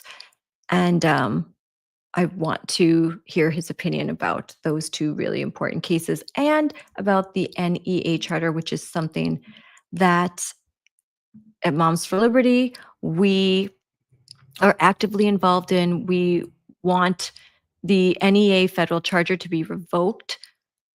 They have a congressional charter, 1906, established as a professional organization for teachers. They are overly political. They've strayed from their original purpose, and we need to remove this special federal endorsement and the unique privileges provided to the NEA, considering the fact that it's just revealed that they are actively trying to recruit kids to become transgender or gender expansive, and that they specifically say that if you are a Republican or you voted for Trump, you are a villain, you are a bad guy, and they're going to come for your children. So there's no reason why the NEA should hold a federal charter. That is absolutely wrong. And there is a HR 4595, the National Education Charter Repeal Act. So I want to make sure I have that information right, but we definitely support the repealing the charter for the NEA, and that's a no-brainer. That's a no-brainer. I mean, Becky Pringle, I mean, seriously, she in June, she looked like she was losing her mind at the last conference. She makes, I'm looking it up right now, she makes $500,000. $500,000 a year. For what? What does she do? Every year, the test scores get lower. Every year, our kids are less prepared for college. They're less prepared for the rigor of adulthood. Their ability to think rationally is dissipating, because to think rationally is white supremacy. To do math is oppression. And ask someone to read or write in they're like, oh, well, we have AI for that, I guess. I mean, it's ridiculous. This is all just sheer insanity. The amount of money that is spent on education and the ROI for it, it's absolutely appalling. But I think that people don't put all these numbers together. They don't put together what they're paying for property taxes if they're paying property taxes. They don't consider the amount of state funding and then federal funding and the grants and all the hidden money and and then with unions. So got our work cut out for us, certainly. Well, anyways, I have to go get my daughter from school. Thank you for tuning in. Thank you so much for your support for the Unleashed podcast. Thank you to Chris from Trace Gallagher's show, who brought by the van to my house last night so that I could be on the show, Fox at Night. Thank you to Trace Gallagher. Thank you for the producers. It was a really unique experience. I was shaking so much. It was unusual, but it looked good. And I should be getting a clip soon, and I'll air that. But we discussed in a much shorter form. We discussed the NEA and we discussed what's happening in schools and why our kids are graduating and they cannot do basic math. Basic math and word problems. Well, those are very hard. I mean, word problems for 8th graders were too challenging for graduating seniors in California that were entering the University of California, San Diego. And that is not unique. That is not unique. So there are a lot of things. There are a lot of issues here. And if you're running for office, hello, these are issues that could break through the echo chambers and get people to think, And so, very important. All right. Thank you so much for listening. And be sure, if you're interested in joining Moms for Liberty, we would love to have you. So go to momsforliberty.org. That's moms4 liberty.org and learn more about Moms for Liberty. You can join. Maybe you even start a chapter in your area. That would be great too. We need more Shannons, Sonjas, Erins, Scarletts. We need more. We need to grow. We need the next generation too. Young moms, you saw the gender unicorn. Maybe your kids aren't in school yet, but they will be. And you will be faced with the gender unicorn. If you would like to not be faced with the gender unicorn, you should join Moms for Liberty and get involved now so that you have options when your kids are starting preschool and kindergarten. Don't wait. Start now. Your kids will be in school. And this garbage is there. So start fighting now. Don't wait. Don't wait until it's your kid. Don't wait until suddenly you realize, like Erin said, in your kid's 4th, 5th grade class, they start reading George. George is a book recommended for 4th graders. George is a grooming book. It grooms kids to be transgender. And so don't wait until your kid is reading this book. Stop now. And this is not at all about banning books. It's that what is age appropriate in a school district. It's not even talking about a library. We're talking about a school district. What is available to kids? What is required reading for them? And have they given parents a warning and a right to opt out? Have they told kids, we are going to talk about some controversial topics that might not align with your deeply held religious beliefs or values? They do that, you get to opt out. They're following the law. They don't do that, they are not following the law. And they are trying to undermine, and they're being secretive. And that is not right. And it needs to stop. So thank you stand up, keep fighting. And we will be on, I'm not sure if I'm going to do an episode on Monday. So we may not have another podcast until after Thanksgiving. And then it'll be fun because I'm going to DC again, and I'm going to try to do a podcast live from DC for the first time. So that should be fun. And so thanks everyone. If I am not back, have a happy Thanksgiving, enjoy time with your family, find some good Black Friday deals, and just be present, be thankful, put your family first, always. And bye.